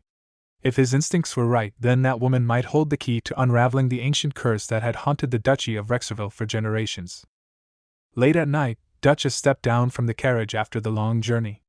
The moment her feet touched the ground, she let out a quiet breath and admitted to herself that she was finally exhausted. The day had been long and filled with many troubling thoughts. At the entrance, her maid Alize Weiser greeted her respectfully and welcomed the Duchess back home. Alize informed her that she had carefully prepared a report regarding everything that had happened in the palace during her absence. She explained that all the supplies the Duchess had previously requested had already been arranged. In addition, strict procedures had been established for the new applicants who wished to work in the palace. According to Alize, the employees had already been selected and transferred to the mansion so that the household could continue functioning smoothly. She also mentioned that the renovation of the palace would be managed soon, and the workers had already begun preparing for the task. Duchess listened attentively, but after hearing the updates, she immediately asked about Liz. Her voice carried a hint of concern. Alize hesitated for a moment before replying that a small problem had occurred. She explained that the issue involved the new maid named Bella, the one who had been hired to serve Miss Liz. According to what she had observed, Bella appeared to be bullied by some of the other servants in the mansion. Unsure about how to proceed, Alize respectfully asked the Duchess what they should do about the situation. Agnes thought about it briefly before answering that they should wait and observe the situation for now. Alize politely excused herself, but Duchess' expression gradually turned serious. She quietly remarked that Liz would likely suffer many difficulties in the future. Although there were many maids available in the mansion to serve Liz, Duchess had intentionally not assigned anyone else to replace Bella. She had chosen Bella for a specific reason. In her mind, this was part of ensuring that Liz would grow up properly and learn to face the challenges that might await her in the future. After a moment of silence, Duchess said that she would return after checking on the matter herself. As she walked through the halls of the mansion, her thoughts continued to wander. She reflected on how difficult it had been to protect Liz from the harshness of the world. No matter how much she tried to shield her, time would continue to pass, and if even one mistake occurred, many unfortunate events could follow. Still, Duchess made a silent promise to herself. Until Liz grew older and could stand on her own, she would do everything in her power to protect her. Lost in these thoughts, she entered her room quietly. Inside the room, Liz suddenly woke up. Seeing that the Duchess had entered, Duchess softly apologized and asked if she had accidentally woken her. Liz looked at her with sleepy eyes and simply called her sister. Hearing that word filled Duchess' heart with warmth. In her mind, she hoped that Liz would live a peaceful life, grow up happily, and remain free from the struggles that surrounded their world. With a gentle smile, Duchess suggested that they should sleep together that night. A blonde-haired young man suddenly told someone beside him to stand up. At that moment, a red-haired girl struck him lightly and exclaimed in surprise. The blonde-haired boy explained that his father had contacted him earlier and informed him that many events had occurred involving Agnes. However, his father had also said that he would handle the matter himself. The red-haired girl smiled, but her smile carried a devilish edge. She stated that everything that had happened was clearly the fault of Duchess Agnes. The young man tried to reassure her, saying that he was certain they would eventually find a solution.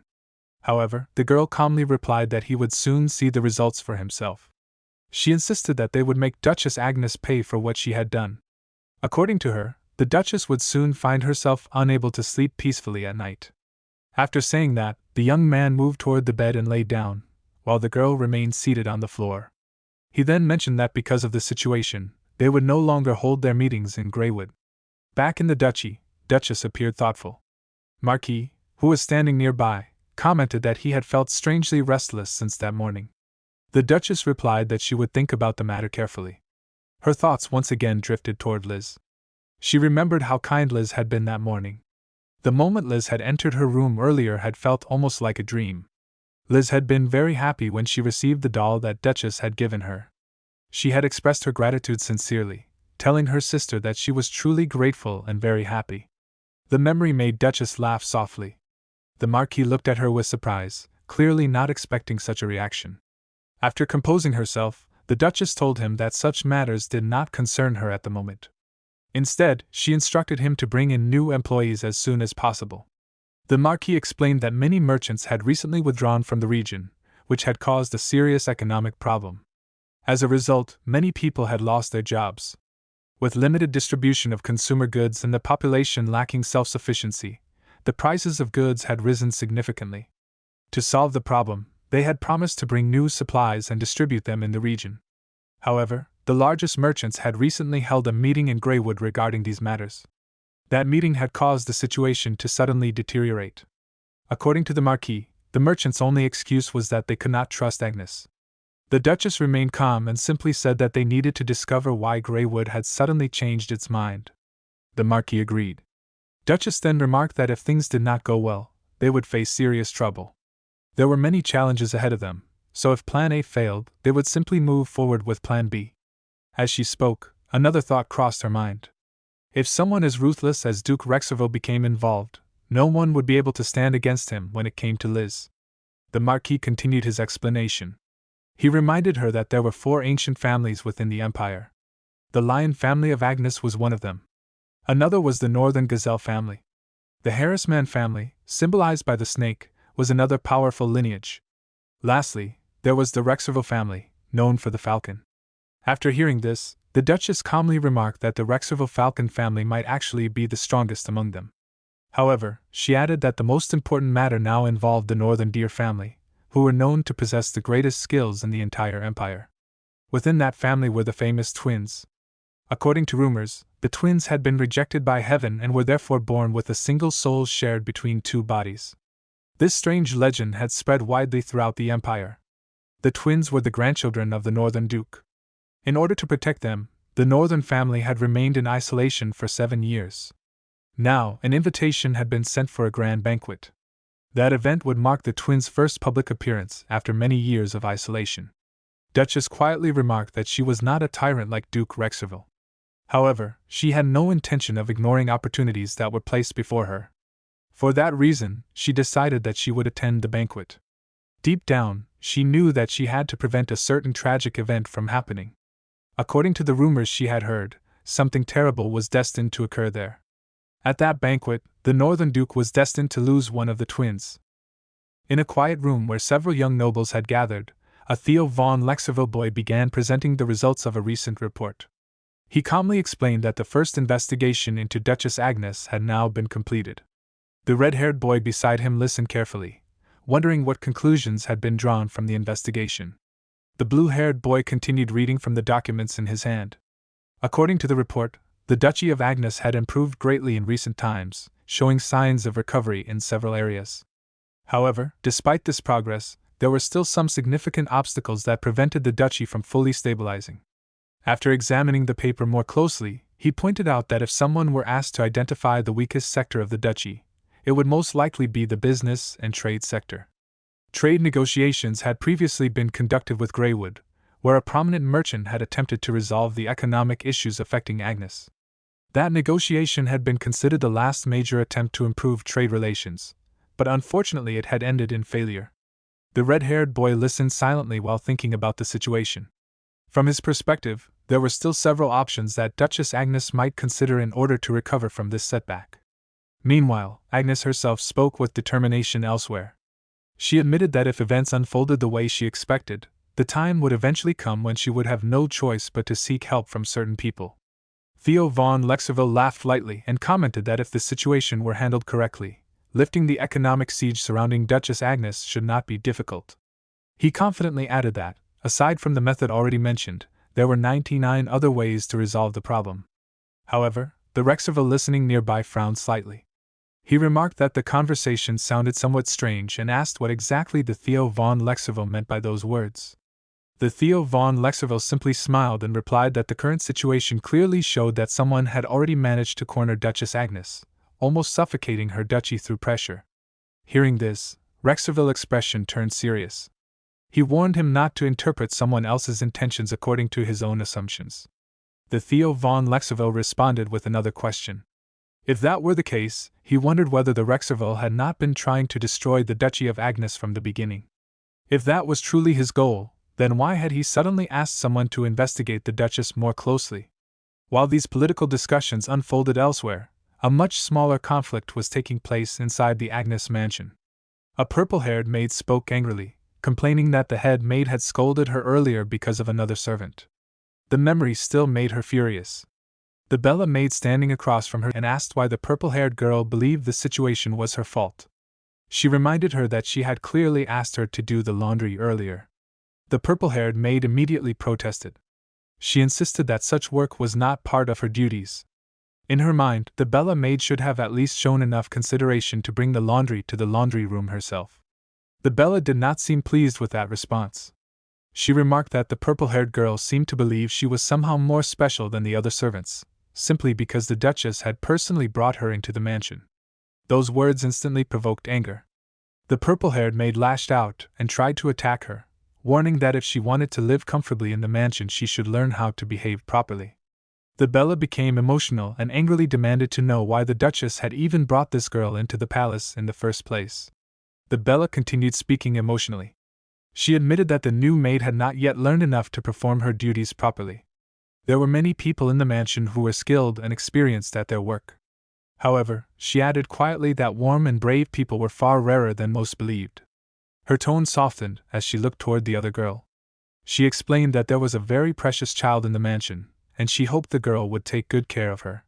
Suddenly, Bella attacked the purple-haired maid in anger. She shouted that she would never bend or break the Duchess's trust in her. As they struggled, a bucket filled with laundry fell to the floor, scattering wet clothes everywhere. The Bella continued angrily, saying that allowing such behavior would be the same as allowing someone to mock the young miss. Even if she were beaten or killed, she insisted that she would never back down. After the confrontation, she held her face in frustration and repeated that she would never give up. At that exact moment, Liz suddenly appeared. She looked at the two maids standing there and calmly asked what they were doing. Both women froze when they realized the young miss was watching them. The Bella nervously addressed her as Mississippi. Liz glanced at them both with a serious expression. Seeing the anger still lingering between them, she politely asked what had happened. The Bella appeared defensive, but Liz calmly told her that it was all right. She then turned toward Bella, the purple-haired maid. Bella looked shocked the moment she saw Liz standing there. Miss, she whispered. Liz gently reached out and touched Bella's hair, then softly placed her hand on Bella's cheek. That small gesture caused Bella's eyes to instantly fill with tears. Overwhelmed by emotion, Bella sat down on the floor and began crying. Liz quietly asked her whether she had ever wished that the maid who bullied her would simply disappear. Bella hesitated but eventually admitted that she had thought that before. Even as she spoke, tears continued falling from her eyes. Liz slowly sat down beside her. She quietly described the other maid as someone who only knew how to hit and bully others, and her voice trembled with emotion. Meanwhile, the Bella explained that she had believed Liz might be angry with Bella. However, from the perspective of the other maid, Bella probably seemed like a thorn in her side. She then admitted that she had been surprised by Liz's reaction. Liz thought silently about those words, a thorn in her side. The Bella explained that the phrase meant someone who constantly irritated or annoyed another person. She pointed out that the maid who had bullied Bella had studied carefully and gained experience before being hired to work in the palace. Unlike Bella, she had entered the palace through formal interviews and training. Bella understood this reasoning, but she still believed that it did not justify the way the other maid had expressed her frustration through bullying. With sadness in her voice, Bella admitted that she also wanted to learn and improve. She explained that the young miss was the beloved younger sister of the Duchess, and she wanted to become such a good maid that the young miss would never have any reason to complain about her service. Liz quietly listened. Bella looked up at her with hopeful eyes. Liz gently asked whether the bullying had hurt her badly. She then promised that she would support Bella. Bella looked surprised and asked if Liz truly meant it. Liz lowered her gaze for a moment before speaking again. She told Bella that something had recently happened that had changed the way she thought about many things. After a moment, she smiled softly and admitted that she also wished that the bullying maid would leave the mansion. At that moment, Liz realized something about herself. Her sister had once believed she was a kind and gentle girl, but Liz began to feel that perhaps she was not as good as her sister believed. Inside her heart, something slowly turned cold and hardened. Liz had always been a peculiar child. She often carried a quiet sadness and a constant bad mood. She was nothing like her older sister, who shone brightly like a star and seemed capable of giving love to everyone for reasons that Liz herself could never understand. Her sister was more beautiful and admired than anyone else. In contrast, Liz had once received her very first gift from her sister, a gift that had meant more to her than anyone could imagine. Now, holding a small flower in her hand, Liz quietly whispered that she felt very sad. The elegant street was filled with luxurious shops and carefully dressed pedestrians when Duchess Agnes arrived once again. The moment she entered the boutique, a young blonde-haired attendant stepped forward and welcomed her warmly. She expressed her gratitude for the Duchess's visit and respectfully greeted her as Your Highness, Duchess Agnes. The attendant admitted that she had been worried lately, thinking that the Duchess might have forgotten about Madame Iliad's boutique. The blonde-haired girl nearby reacted with surprise and insisted that such a thing was impossible. She proudly explained that on such a famous and talented street, there was no clothing store more remarkable than Madame Iliad's boutique. Duchess calmly replied that she could never forget a place like this. However, she acknowledged that it had indeed been a long time since her last visit. Hearing this, the blonde-haired girl smiled nervously and confessed that during that long absence she had often wondered whether she had done something wrong to upset the Duchess. She then bowed respectfully again and sincerely thanked Agnes for visiting the boutique once more. Duchess returned the smile politely, though in her mind she reflected on how astonishing the power of wealth and influence truly was. The praise she was receiving now was certainly not a joke. People treated her with admiration and respect simply because of her status. The blonde-haired girl explained that she had prepared something special for the Duchess while eagerly waiting for the day she would visit again. She described the item as a high-quality product, something worthy of the Duchess. Then she asked whether the reason for the Duchess's visit this time was connected to the little girl standing beside her. Duchess gently replied that although she had other matters to handle that day, the main reason for her visit was Liz. Liz clung quietly to her sister's side. Duchess looked at her affectionately and asked the attendant if her little sister was not adorable. The blonde-haired girl happily agreed and commented that Liz was indeed a very cute child. She also noted that the girl seemed slightly surprised by everything around her. However, she added that Liz was actually perfect for a new design that had arrived earlier that day. Duchess observed her carefully as the girl continued speaking. The attendant explained that she had originally planned to prepare the design specifically for the Duchess, but due to certain security reasons, she could show it immediately if the Duchess wished. Duchess lifted a cup of tea thoughtfully and asked if that meant she needed to visit the girl's private studio. Instead, Duchess suggested something different. She proposed that someone accompany Liz around the boutique so the little girl could take a look at the place while the Duchess reviewed the design. The blonde-haired girl agreed and politely invited the Duchess to follow her. Before leaving, Duchess noticed Liz's expression becoming anxious. The girl looked as though she might cry. Softly reassuring her, Duchess told Liz that she would return in just a moment. As Duchess stepped away, another purple-haired girl approached Liz with a strange expression. The girl stared at Liz for a moment before recognizing her. With a slightly unpleasant tone, she asked if Liz was the same girl who used to live in Aunt Enzo's house.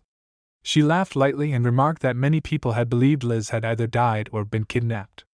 The purple-haired girl also laughed and commented on how much Liz's appearance had improved. From a distance, Duchess noticed the interaction and her gaze darkened. Suddenly, the purple-haired girl accused Liz of stealing their potatoes in the past. Liz looked confused and softly asked what she meant. One of the maids placed a protective hand on Liz's head while the girl continued shouting accusations. The girl mockingly asked whether Liz had found a new guardian, and she also asked what had happened to Aunt Enzo. Liz tried to respond politely, but the purple-haired girl interrupted her and told her not to pretend they were strangers. Duchess observed everything from nearby, and her expression gradually hardened with anger. The purple-haired girl continued speaking arrogantly. She suggested that since they had met again like this, Liz should help increase her sales. She explained that Liz could buy many clothes from her shop and help improve her monthly results. After all, she claimed, they once knew each other. Even if Liz did it only out of respect for the past, the girl believed it would solve her sales problems for the month. Duchess listened to this with quiet fury. The girl then spoke again with a cruel smile. She explained that if she failed to achieve satisfactory sales that month, Madame Iliad might fire her. Therefore, if Liz convinced the Duchess to purchase many clothes, her problem would be solved immediately. She proudly described the street they were standing on as a place where only properly dressed people were allowed. Anyone who failed to wear appropriate clothing might even be removed from the street. The boutique owned by Madame Iliad was known to be the most influential clothing store on the entire street. It had been extremely difficult for someone like that girl to obtain a job there. She proudly declared that after working here she would soon become rich and eventually live on this street herself. Duchess felt a deep sadness hearing those words. Anyone connected to Liz's painful past was someone she had hoped never to meet again. Those memories shattered the beautiful dream she had been trying to create for Liz. Suddenly someone touched Liz's hair and grabbed her roughly. The feeling dragged Liz back into the cold reality she had once lived in. She tried to comfort herself by thinking about happier things about her sister and the bright world her sister had created for her. The purple-haired girl impatiently asked whether Liz was even listening to her. At that moment, Liz stepped forward with a calm smile. However, the teacup she was holding began to tremble in her hand. The porcelain suddenly slipped and shattered on the floor. The purple-haired girl shouted in anger, asking if Liz had gone insane and whether she knew how expensive that cup was. Liz smiled calmly and replied that she had only one older sister. The purple-haired girl looked confused and frightened. Liz continued speaking quietly, explaining that Duchess cared deeply for Liz. She then reached toward a nearby glass of juice. At that moment Liz remembered something. Earlier, she had warned the girl not to speak to her that way. Liz stared at the reflection of the purple-haired girl in the juice glass. Then, suddenly, Liz poured the juice over her head and told the girl firmly not to talk to her like that again. Liz's eyes filled with tears as emotions overwhelmed her. The wounds she had received in the past could not easily be healed. Only after seeing Liz's expression did Duchess fully realize how deeply those memories still affected her. People nearby began whispering and pointing fingers. Duchess wondered bitterly why events seemed to be unfolding exactly like some cruel story. It almost felt as if a villain was required to exist in the narrative. Her anger finally surfaced. The purple-haired girl stepped back in fear as Duchess approached her. With strong emotion in her voice, explained that the girl had just claimed people like Liz did not belong in a place like this. She had also said that Liz did not understand anything about accessories and that the street was not suitable for someone like her. Duchess' voice trembled with anger and sadness. She realized that Liz must have been hurt and disappointed by people countless times before arriving here. No words seemed powerful enough to heal the wounds in Liz's heart. The Duchess pulled her into a tight embrace, holding her as if she could protect her from every pain in the world. In a soft but firm voice, she reminded Liz that she must never allow anything to break her heart. Liz was someone incredibly precious to her, and she wanted Liz to remember that no matter what happened. Gale North greeted the Duchess and thanked her for coming to see his grandchildren. The Duchess responded warmly, saying that the children were the greatest treasure he had discovered late in his life. She observed how much had changed since the previous incident. After everything that had happened, she had become far more confident and determined. In her mind, she knew that she needed to become stronger. Only with great strength could she ensure that Liz would never be hurt again and that Liz would never have to face hardships alone. A small smile appeared on her face as she thought about it. Liz needed absolute support. In any world, true strength often became mightier than the sharpest sword. Because of that belief, the Duchess resolved to make House Agnes stronger than it had ever been before. The first step in her plan was to establish a powerful network of connections. What she needed most at the moment was to gain someone's trust. There was also something else she had to accomplish that day. One of the twins needed to be saved from disappearing. She reminded herself that saving a life was important in itself. However, she also knew that such things required time and patience. Among the people connected to this situation was Duke Noel North. In the original story, he had been known as a sub-hero who supported the beloved saint. The Duchess recalled how he had once been a member of the party that borrowed the heroine's power to destroy House Agnes. Noel North carried deep guilt within his heart. When he was young, he had accidentally caused the death of his brother. Ever since then, he had closed his heart to others.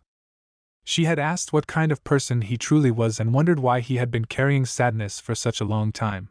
She told him that it had never been his fault that his brother had received a divine call at such a young age. She urged him to stop blaming himself so harshly. The beloved saint had always been adored by everyone around her.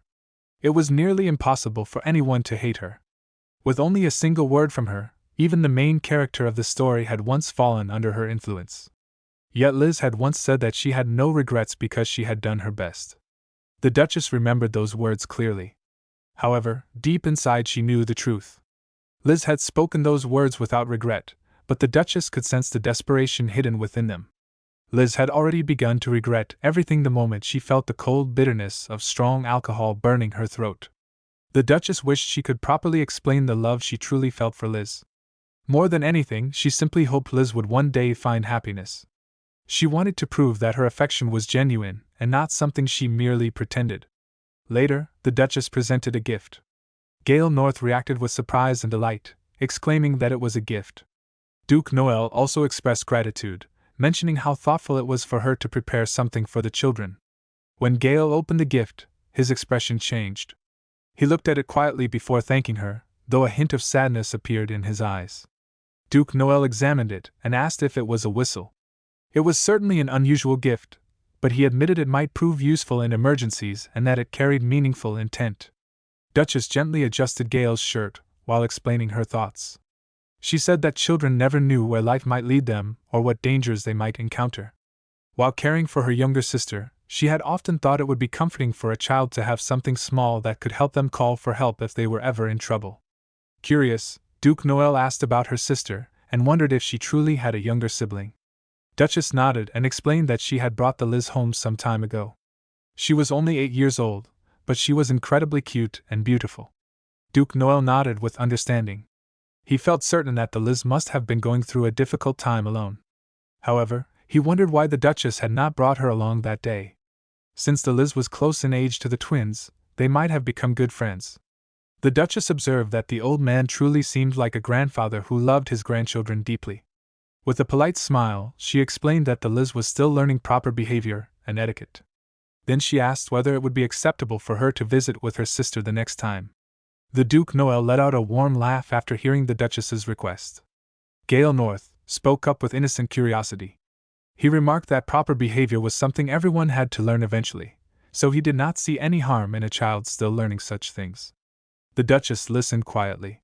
In her mind, she reflected on how different everything had become. Ever since she had reincarnated into this story, the original plot had begun to change little by little. The Duke Noel then looked at her with a gentle but serious expression and asked if she truly meant what she had said earlier. He wanted to confirm whether she was truly promising to bring her younger sister to visit next time. The Duchess smiled softly and replied in a playful tone, assuring him that of course she would keep her promise. However, deep inside her thoughts, she apologized silently to the heroine of the original story. She knew that her actions might interfere with the events that were supposed to unfold. But even so, she could not simply stand by and watch these children suffer. She wanted to save them, not only for their sake but also for Liz's future. She could not bear the idea of 7-year-old children experiencing such pain and loss. Just then, a voice suddenly interrupted the calm atmosphere. Messenwaver called out sharply, asking what the children thought they were doing and where they believed they were playing. The twins froze in place. Noel North lowered his head slightly and apologized first. Gale quickly followed, saying that he would apologize as well. He stepped forward and looked at them with curiosity before asking if the two of them were twins. Beside him stood Messenweaver, the second son of the Marquis Weaver family. Messen looked at Noel with clear ridicule in his voice. He pointed out the doll Noel was holding and asked mockingly whether he was truly a boy if he carried a doll around like that. His words caused a small ripple of laughter among the children nearby. It was true that one of the twins was known to be clumsy and somewhat timid compared to the other. Seeing the situation turning tense, the Duchess stepped forward and calmly asked what exactly was going on. One of the boys suddenly recognized her and exclaimed in surprise that she was none other than Duchess Agnes herself. At the same time, Noel North spoke with visible frustration. He reminded everyone that from the very beginning he had said he did not want a birthday celebration like this. He wondered aloud who would even want to celebrate the twins' birthday anyway. Gale looked at him with confusion and sadness. He asked Noel whether he was referring to the birthday party that their parents would not even attend. Hearing this, Noel became visibly irritated. He turned away and ran a few steps forward before saying bitterly that it was impossible for everyone in the world to congratulate them on their birthday. Not everyone cared about such things, and they should not expect people to celebrate them. Noel quickly turned toward his mother with concern and asked if she was all right. He wondered if he should bring her something to eat. His voice was filled with worry as he pleaded for her to at least look at him. However, his mother reacted coldly. She harshly told him to go away. The sudden rejection shattered the boy's heart. Tears immediately welled up in his eyes. In a low and disgusted tone, the woman muttered that he was a low-blood child and that his presence was unpleasant to look at. Without hesitation, she grabbed the teddy bear he had been holding and threw it away from him. She cruelly told him that if he wanted to play with something like that, he should go sit quietly in the corner. Noel could not hold back his emotions any longer. He began crying loudly, shouting in pain and confusion. Nearby, Gale North witnessed the entire scene. The moment he saw what had happened, he froze in shock. Overcome with anger and frustration, Noel picked up the teddy bear again and threw it toward the water. His voice trembled as he shouted that they did not need anything like that anymore. Gale looked at him with disbelief and demanded to know why he was doing this. He angrily accused Noel of treating his own brother like a fool. Noel lowered his head, sadness filling his expression. Gale then told him that he knew Noel would get angry at his mother eventually, but this behavior was still confusing to him. Noel suddenly snapped back and demanded to know who the older one between them was, calling Gale an idiot. Gale replied bluntly that since Noel had been born first, he was obviously the elder brother. Noel tried to brush off the argument, and muttered that he would simply bring the doll back. Meanwhile, Duke Noel stepped forward and apologized politely. He explained that his grandchildren must have behaved rudely and expressed regret on their behalf. A boy with purple hair then spoke calmly. She commented that children could often behave in unpredictable ways. However, she added that it might be better if the boys stopped carrying dolls around. After all, they were not girls. Her words carried a hint of criticism as she questioned whether dolls were too childish for boys. The Duchess immediately responded to her statement. She asked calmly whether there truly needed to be a difference between what boys and girls liked. In her opinion, it did not matter what others thought. Every person had the right to choose whatever they liked. She then announced that she would go check on the children herself, and reassured the others not to worry. It would also be better for someone to help the guest change his wet clothes. The grandfather thanked her and told her she was free to go. Meanwhile, a purple-haired boy whispered quietly to someone beside him. He commented that although the Duchess seemed sensitive and somewhat picky, she and the man with her looked like a good couple. He also wondered aloud if the man had said he was from the Weaver family. The Duchess noticed the strange way the boy was looking at her and thought to herself that his gaze felt unpleasant. However, she quickly reminded herself that this was not the most important matter at the moment. She decided to focus on what truly mattered. This moment, she realized, was exactly when the accident in the original story had occurred. She could not allow a vulnerable child to be lost this time. She concentrated on listening carefully to the surrounding sounds. Every splash of water and every distant voice might lead her to where the children were. Finally, she called out, asking where they were. At that moment, Noel had already jumped into the water. His heart had been longing desperately for the warmth and comfort of the saint's touch.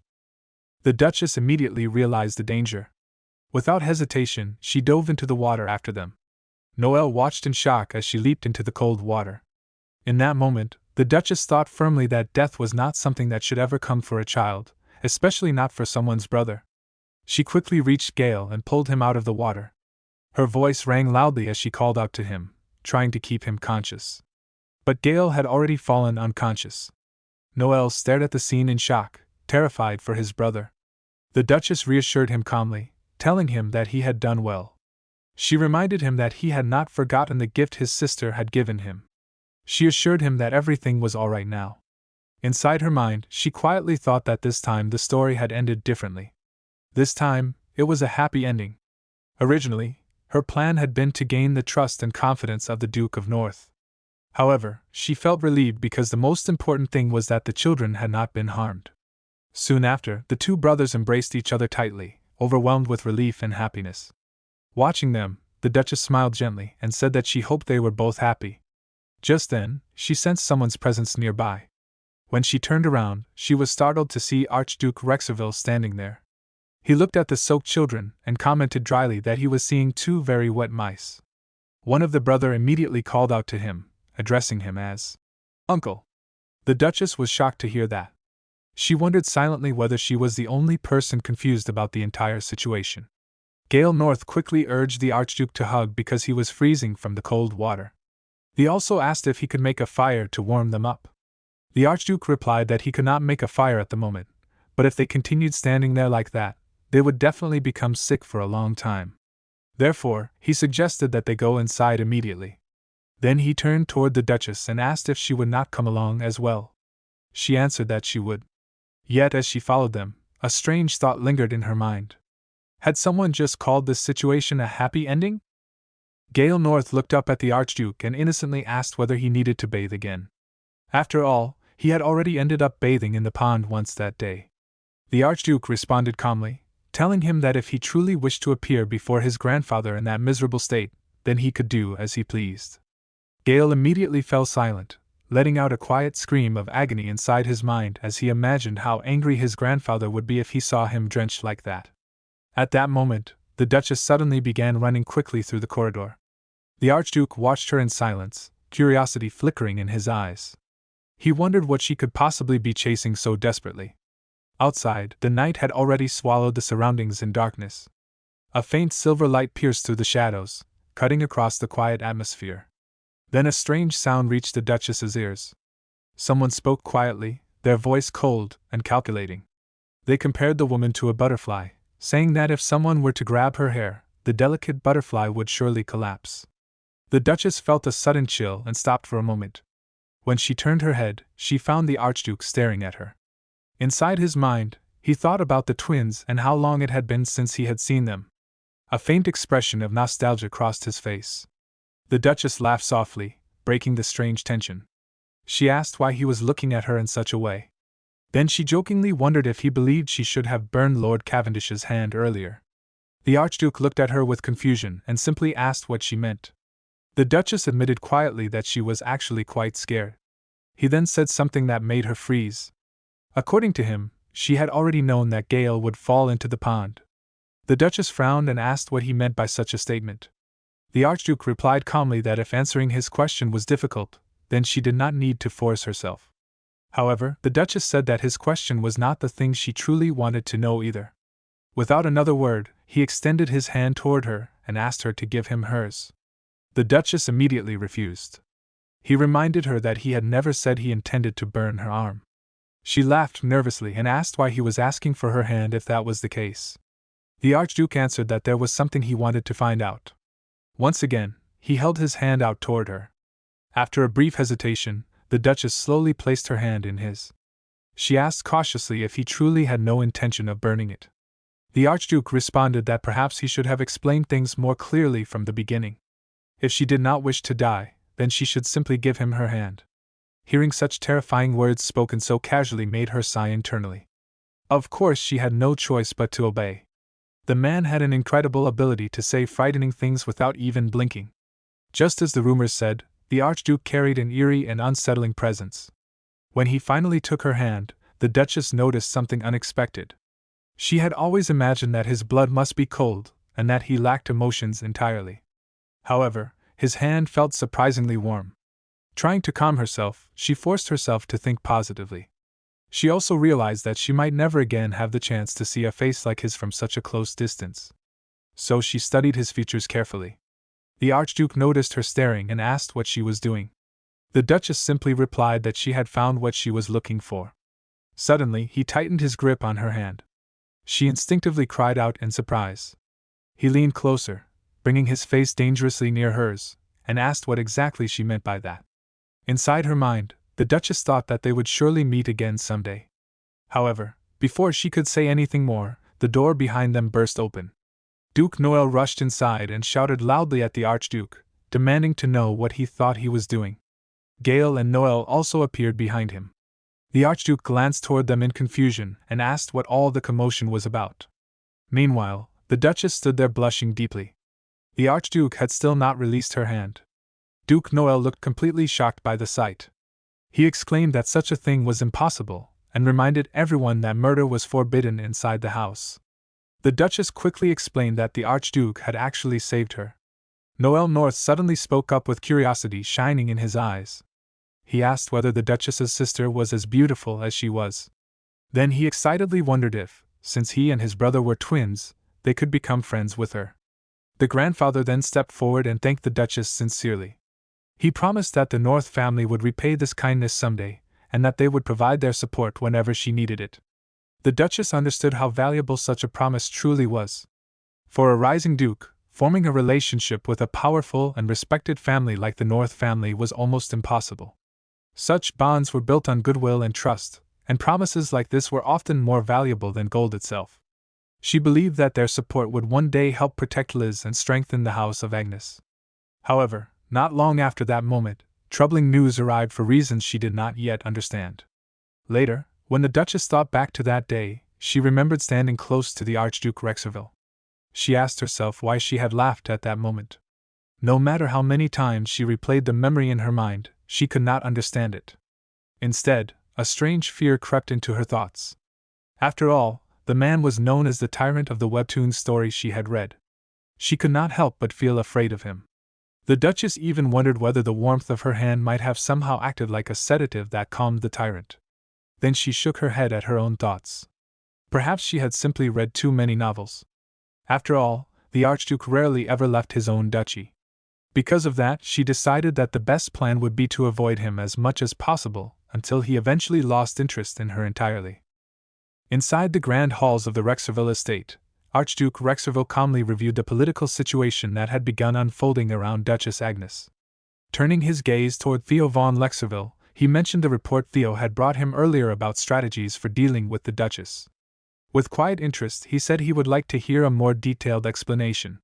Theo responded respectfully and began outlining the situation.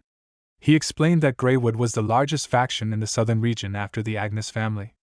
Considering how Greywood had rejected Duchess Agnes's recent proposal and the way their internal decisions had been made, it seemed clear that their leader, Count Wickens, had intentionally chosen to oppose her. Theo reasoned that if Greywood truly partnered with the Duchess, such a powerful alliance could have a tremendous influence on the southern territories and strengthen the Agnes Duchy significantly. Archduke Rexerville listened silently before responding in a thoughtful tone. He wondered aloud whether Theo was underestimating Duchess Agnes too much. After all, she was still the ruling Duchess of the Empire, and dismissing her so easily might be a mistake. Theo argued that despite her title, the Duchess was currently very weak. Her lands were only beginning to recover, and her power base was still fragile. However, Rexerville shook his head slightly and replied that regardless of how weak she appeared, any involvement between Agnes and Greywood would place Theo in serious trouble. From the Duchess's perspective, the situation was already difficult. Since she had only recently begun rebuilding her lands, the number of options available to her was limited. Rexerville then pointed out what he believed to be the inevitable outcome. There was only one place the Duchess could eventually turn to.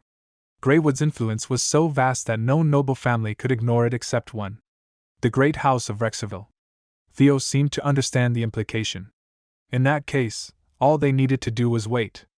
Rexerville nodded calmly and said that patience would serve them well. He had no intention of forcing the matter.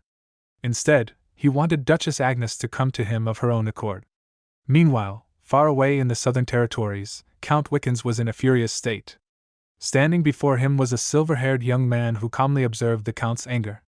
Wickens shouted that he could never forgive what had happened. His daughter had been condemned to live the rest of her life with a husband who had lost an arm. The humiliation and suffering inflicted on his family were something he would never forget. The silver-haired youth attempted to calm him.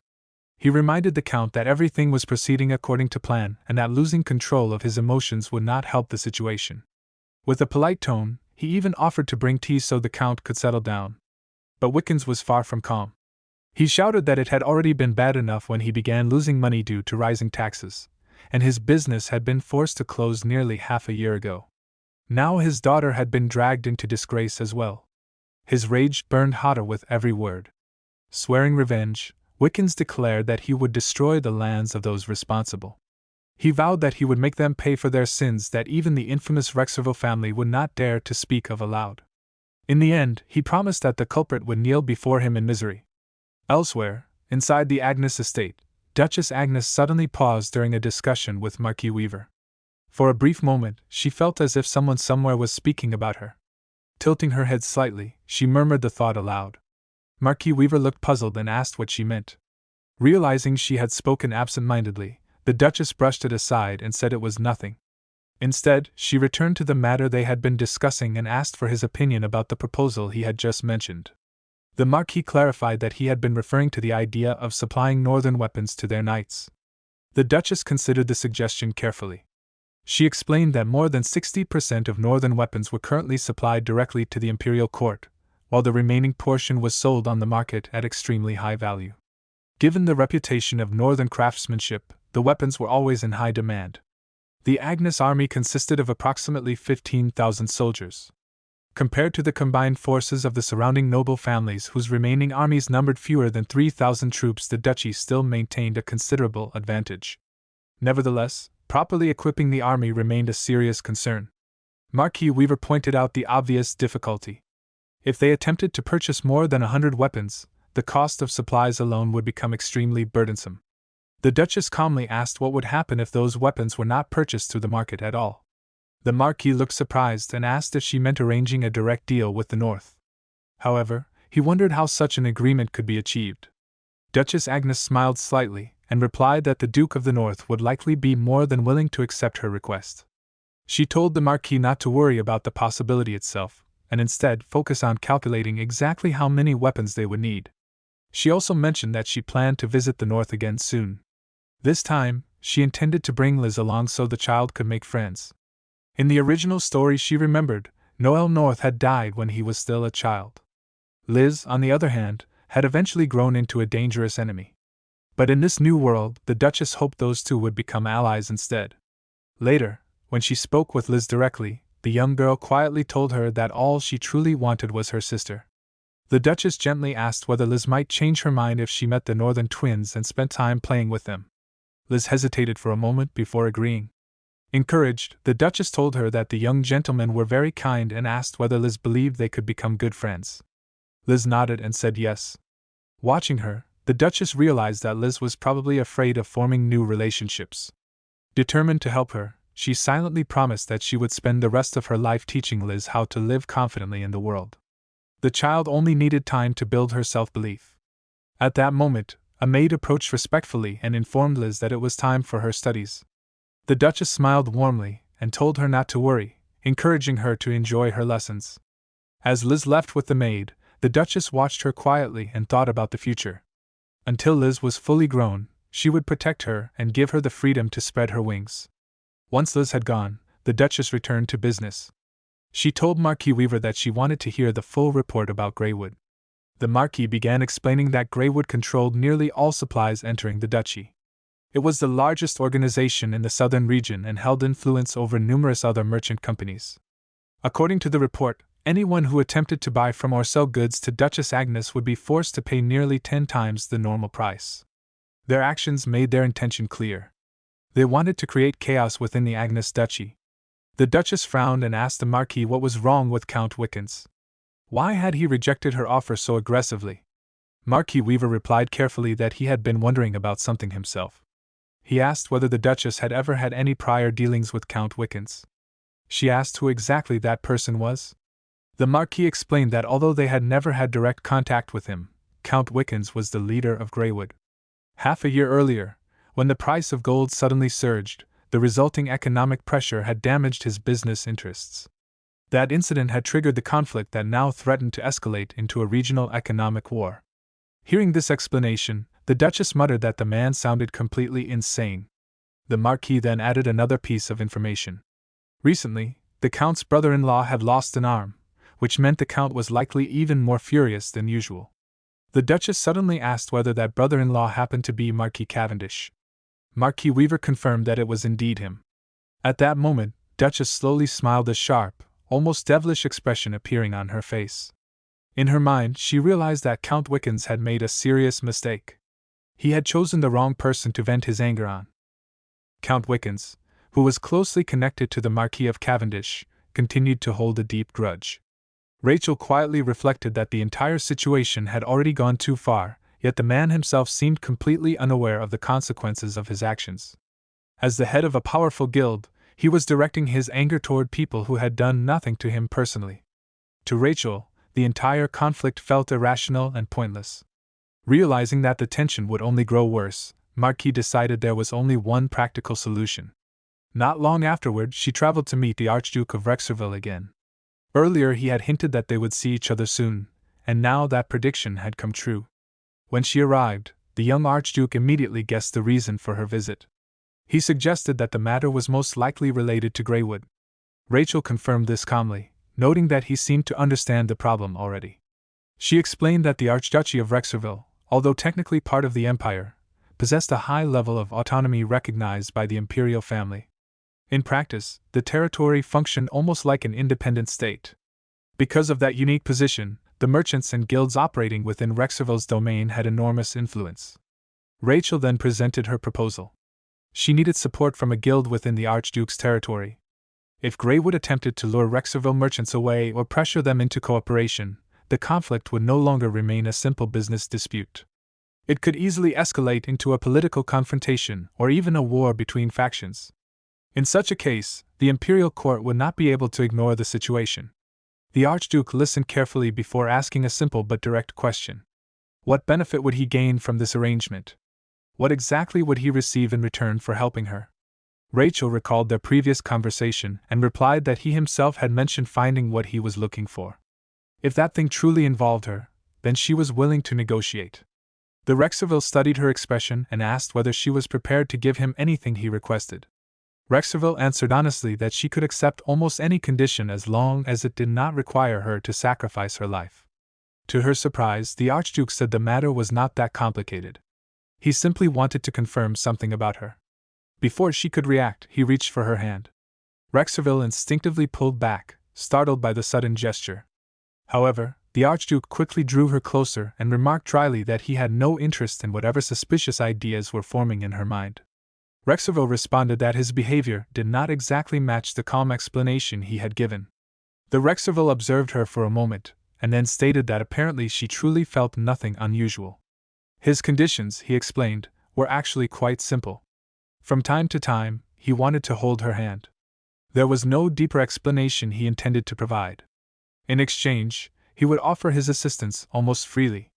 Considering that Rachel was struggling to protect her people from economic collapse and possible starvation, the proposal sounded far better than she had expected.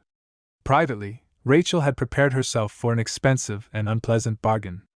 Instead, the Archduke's demand seemed strangely harmless. At the very least, it would not drain the duchy's remaining funds. After thinking briefly, she accepted the agreement. As she prepared to leave, she jokingly remarked that her hand now technically belonged to the Archduke. When Rachel returned home, the servants at the Rexerville residence were still whispering about the unusual visit. It was rare enough for anyone to visit the Archduke's palace, but a duchess arriving there had shocked them even more. The maids had hurried to clean the guest rooms and hallways thoroughly, hoping that the unexpected guest would leave with pleasant memories of the palace. Meanwhile, Count Wickens soon heard the news and his reaction was explosive. Furious and confused, he demanded to know why the Archduke of Rexerville had suddenly agreed to cooperate with the Agnes family. Theo Vaughan calmly explained that the Rexerville likely had his own interests. If Rexerville merchants entered the southern market, they could easily replace Greywood's traders and dominate the region. This explanation only made Wickens angrier. His daughter had been eagerly waiting for the Agnes family to collapse, and now their plans were suddenly falling apart. He complained bitterly that Rachel had broken an unspoken rule by approaching the Archduke. There had never been romantic rumors surrounding Rexerville, and most nobles believed he had no interest in women at all. The idea that some young duchess had managed to influence him seemed unbelievable. The assistant, however, pointed out that the Archduke's decision might not have anything to do with romance.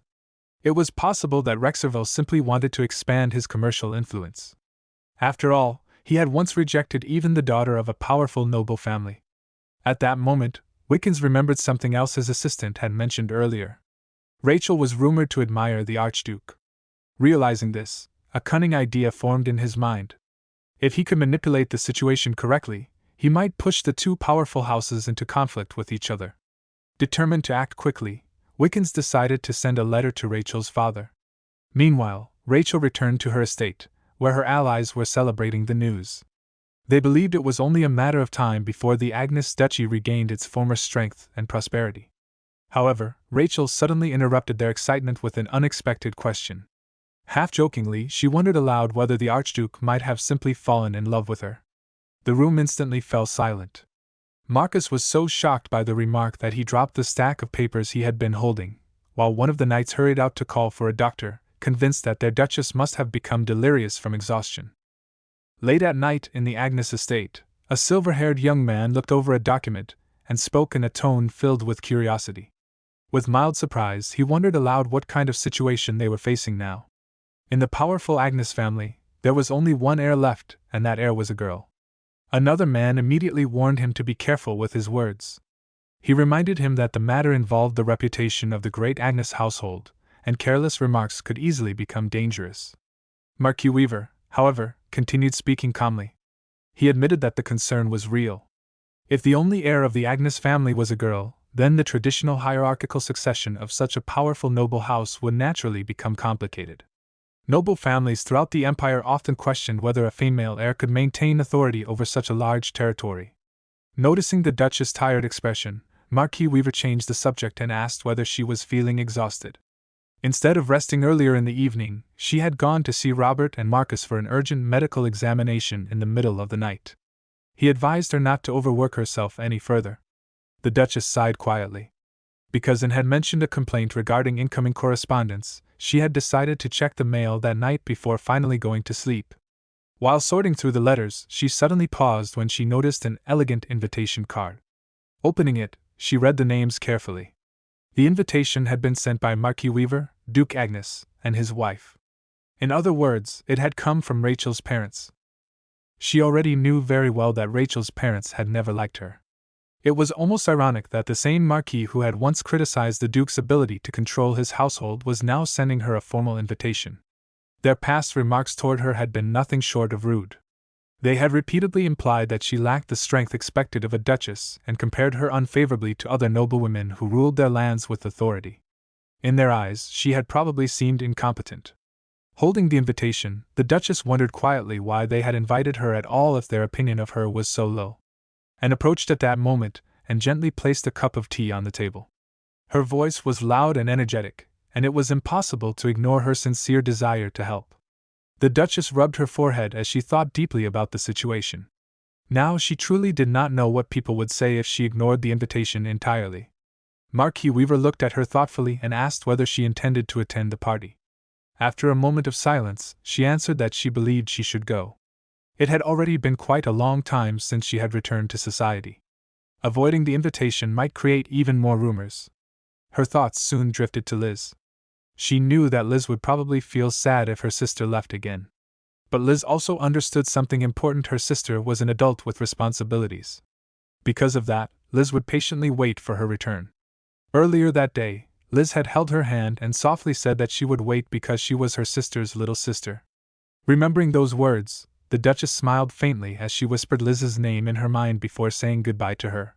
Liz had watched her carefully before asking whether her sister had received an invitation too. The Duchess had simply closed her palm around the letter and smiled gently. As she sat alone later that night, her thoughts wandered to Rachel, the illegitimate daughter of the Agnes family who had often been looked down upon as nothing more than a troublesome child. But then she thought about Liz. Liz had once been destined to become a duchess at the age of 9 in the original story. How many times had that small child been underestimated and misunderstood? Every time the Duchess thought about the cruel future written in the original story, a future filled with endless wars and suffering, her heart grew heavier. Those memories constantly haunted her, and strangely, each time she remembered them, she became even more protective of Liz. She regretted that she could not spend as much time with Liz as she wanted. Instead, she had to deal with nobles and political matters involving people she barely trusted. The only way she could endure it was by thinking about the future she hoped to create with Liz. That hope gave her strength. At last, she looked up and called for Marquis Weaver. When he responded, she smiled brightly and said that perhaps it was time for them to celebrate a little. Her laughter echoed softly in the room. Meanwhile, far away in the Northern Territories, a black-haired young man held an envelope in his hand while several people stood silently around him. Theo von Rexerville watched the scene with growing frustration. He muttered that his master did not even bother to listen to his reports anymore. The black-haired man spoke calmly, saying that there was still some time left before the report needed to be delivered. However, the situation in the Empire was becoming increasingly strange.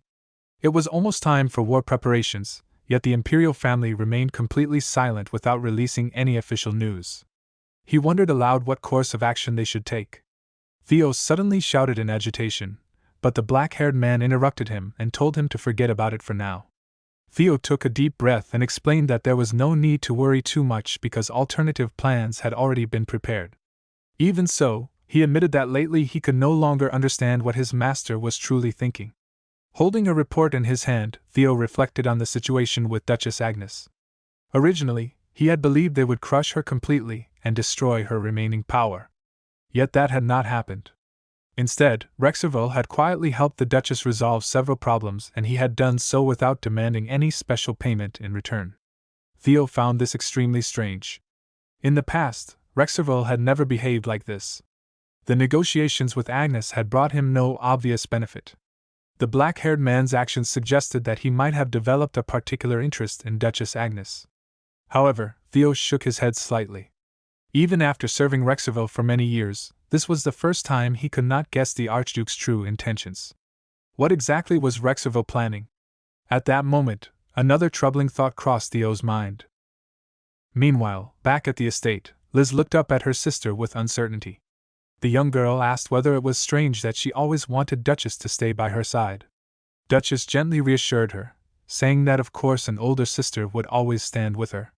However, in her heart she reflected that Liz might not realize how much she already understood about the world. More than anything, Duchess simply wanted the child to grow up happy. When the day of the celebration arrived, Duchess attended the event as expected. The moment she entered, she was greeted by Marquis Weaver, who welcomed her warmly and remarked that it had been a long time since they had last met. He thanked her for taking time out of her busy schedule to attend his gathering. She replied politely that it was nothing special. As the Duchess of Agnes, it was only natural for her to appear in society again. Inside, however, she thought differently. If not for her noble status and the protection it provided, a man like Marquis could easily have used his authority to crush her. She wondered whether it bothered him that someone like her had become a duchess. After all, the emperor had been granting titles freely, even to people who barely understood how to manage their lands. Marquis continued speaking with a confident smile. He commented that Rachel had grown into a beautiful young woman. To an outsider, he joked, someone might even mistake them for a married couple. Rachel forced herself to remain polite, though inwardly she found the idea ridiculous. The Marquis seemed to believe that a young woman like her would be eager to marry a man his age. Like many nobles, he was convinced that only men were capable of ruling a duchy properly. Still, Marquis pretended to offer assistance. He said he had heard that the Agnes duchy was facing many difficulties, and if Rachel ever needed help, she should not hesitate to ask him. With his connections among other noble houses, he might be able to provide valuable advice. Duchess thanked him calmly but reminded him that she was not a helpless girl. She was the ruling Duchess of Agnes, and she was capable of solving her own problems. For a moment, an unpleasant memory flashed through her mind the moment Liz had once been forced to drink poison in the original story. The thought strengthened her determination. Just then, a young man approached her quietly and made a strange remark, comparing a witch's tears to the rain. His words carried an ambiguous tone, as if he were testing her reaction. Elsewhere in the mansion, Liz wandered through the hallways alone. She could not help thinking about how much she missed her sister. Being left alone with her thoughts made her uncomfortable, so she went looking for something to eat. While walking through the servants' corridor, she overheard two maids talking. One of them, Mary, seemed to be mocking someone again. Recently, Bella, the maid who usually stayed close to Liz, had been distant and silent. The servants' attitudes had also begun to change. They treated Liz with less kindness than before, and the young girl was slowly learning to hide her gentle nature behind a colder expression. The maids continued whispering. One of them nervously asked whether they had truly locked Bella inside the room. After all, Bella served the Duchess directly. If anyone discovered what they had done, it could lead to serious punishment. The other maid dismissed the concern with irritation. She argued that the Duchess was far too busy to worry about a single servant. Liz listened quietly from the shadows. Part of her realized that the maid was right. Duchess had too many responsibilities to pay attention to every servant in the household. However, that did not mean the situation was acceptable. After the maids finally left, Liz walked to the door they had mentioned. She knocked gently and called Bella's name. From inside, a frightened voice answered. Bella explained that the door had been locked from the outside and could not be opened without a key. Liz reassured her calmly and told her to wait patiently. She promised that she would find a way to get her out soon. As she stood there thinking, Liz realized something important. If her sister was too busy to notice what was happening among the servants, then she would simply have to make sure Duchess noticed. And she was already beginning to think about how to do exactly that. During the gathering, Marquis Weaver continued speaking in a tone that sounded polite on the surface but carried clear disrespect beneath it. He acknowledged that Rachel was no longer merely the former Duke's daughter.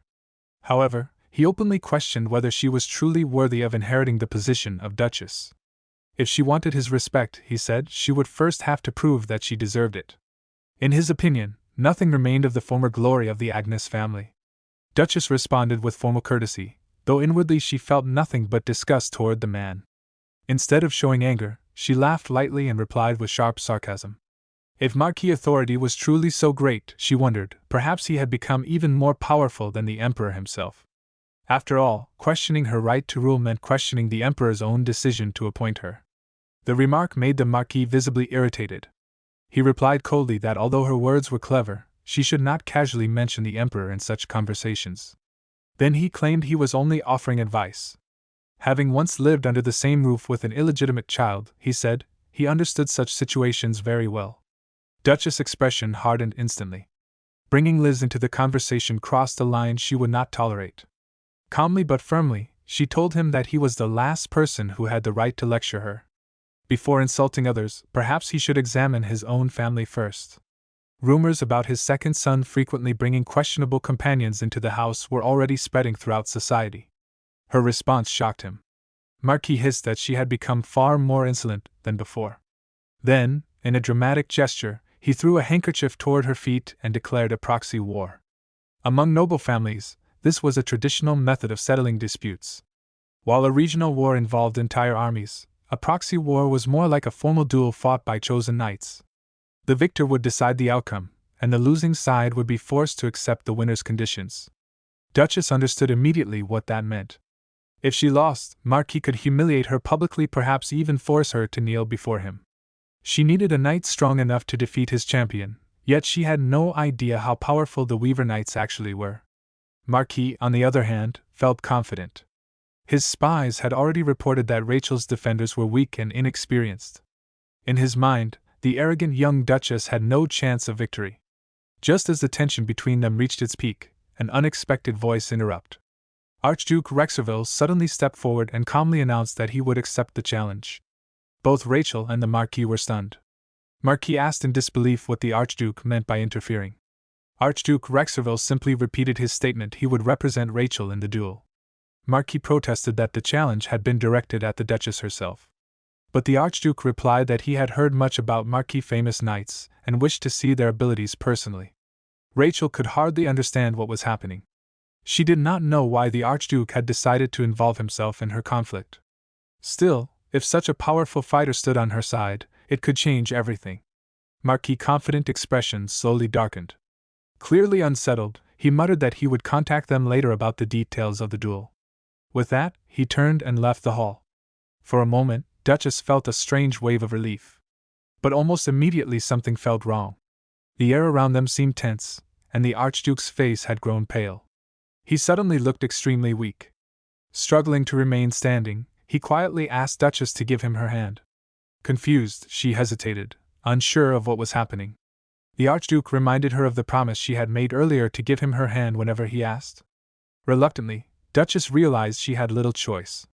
Even so, as she looked at him, she could not shake the uneasy feeling that this mysterious man might bring far more trouble into her life than she had ever expected. As Duchess held the Archduke's hand, she felt something completely unexpected. She had always imagined him as a cold and unshakable man, someone almost made of steel. Yet the way he looked now did not match that image at all. A memory suddenly returned to her, the strange moment they had shared before, a moment that had almost felt like a dream. Seeing him like this made her wonder what kind of unbearable pain could push someone as powerful as him into such a fragile state. Then she felt it.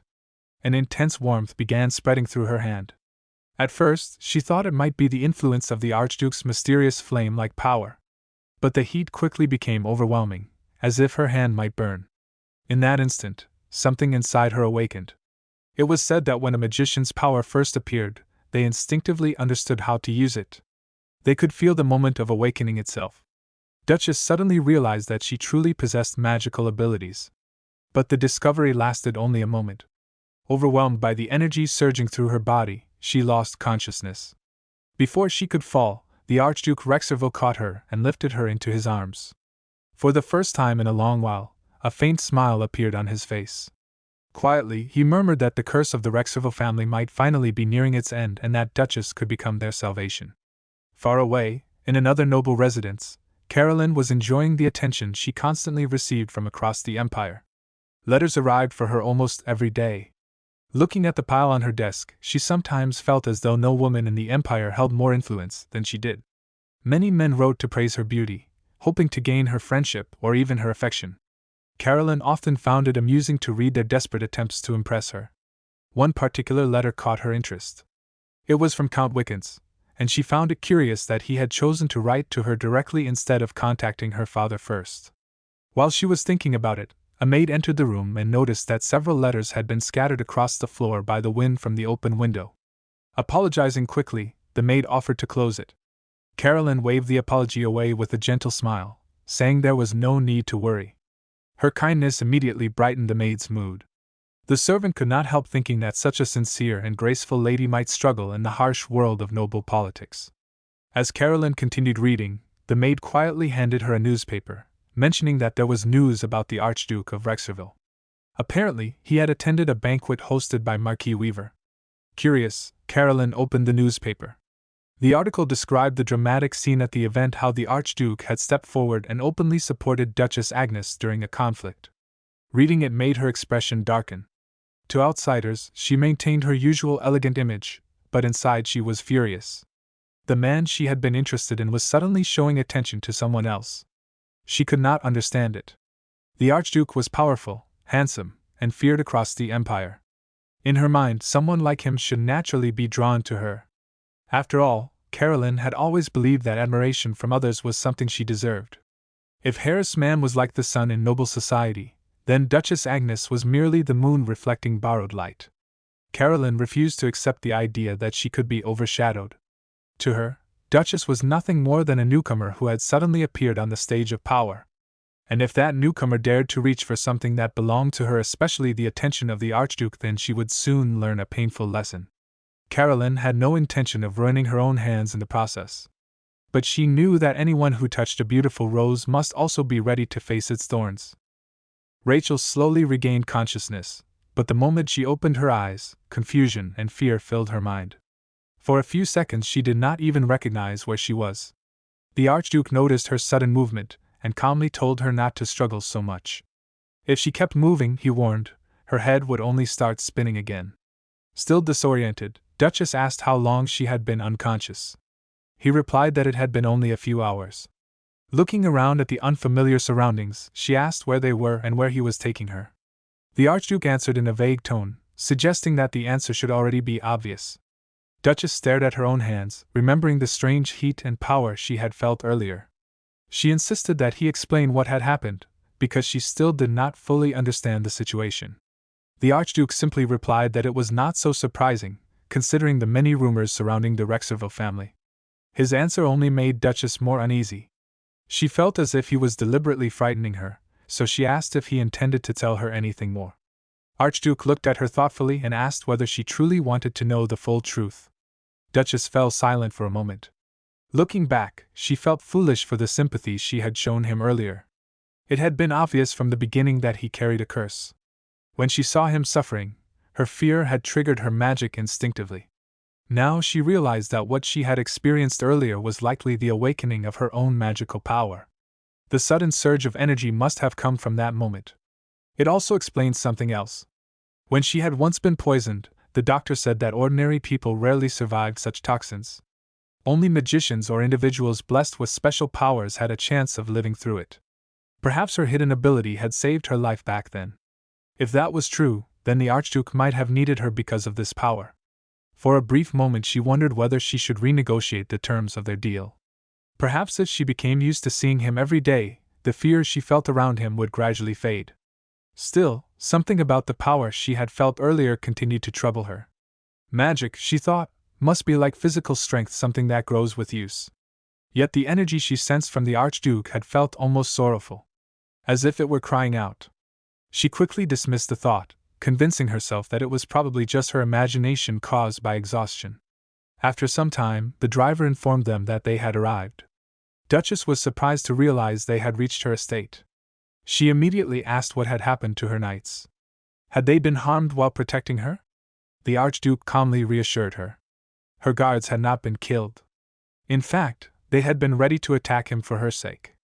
They were simply unconscious for the moment, and would recover soon. With that explanation, he prepared to leave and casually mentioned that they would meet again. Duchess was left speechless. The entire day had been exhausting and confusing, and now he was leaving as if nothing unusual had happened. The strain of awakening her magic made her feel weak, and she thought she might faint again at any moment. She silently decided that next time she would give strict orders to her knights not to attack him immediately. As soon as Duchess entered the mansion, the senior maid greeted her and informed her that a bath had already been prepared. Dinner would also be served shortly.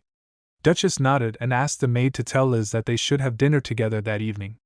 The maid smiled and explained that Liz had already been waiting. Liz knew her sister would return today. Just as Duchess felt a small sense of relief, a sudden noise echoed from the staircase.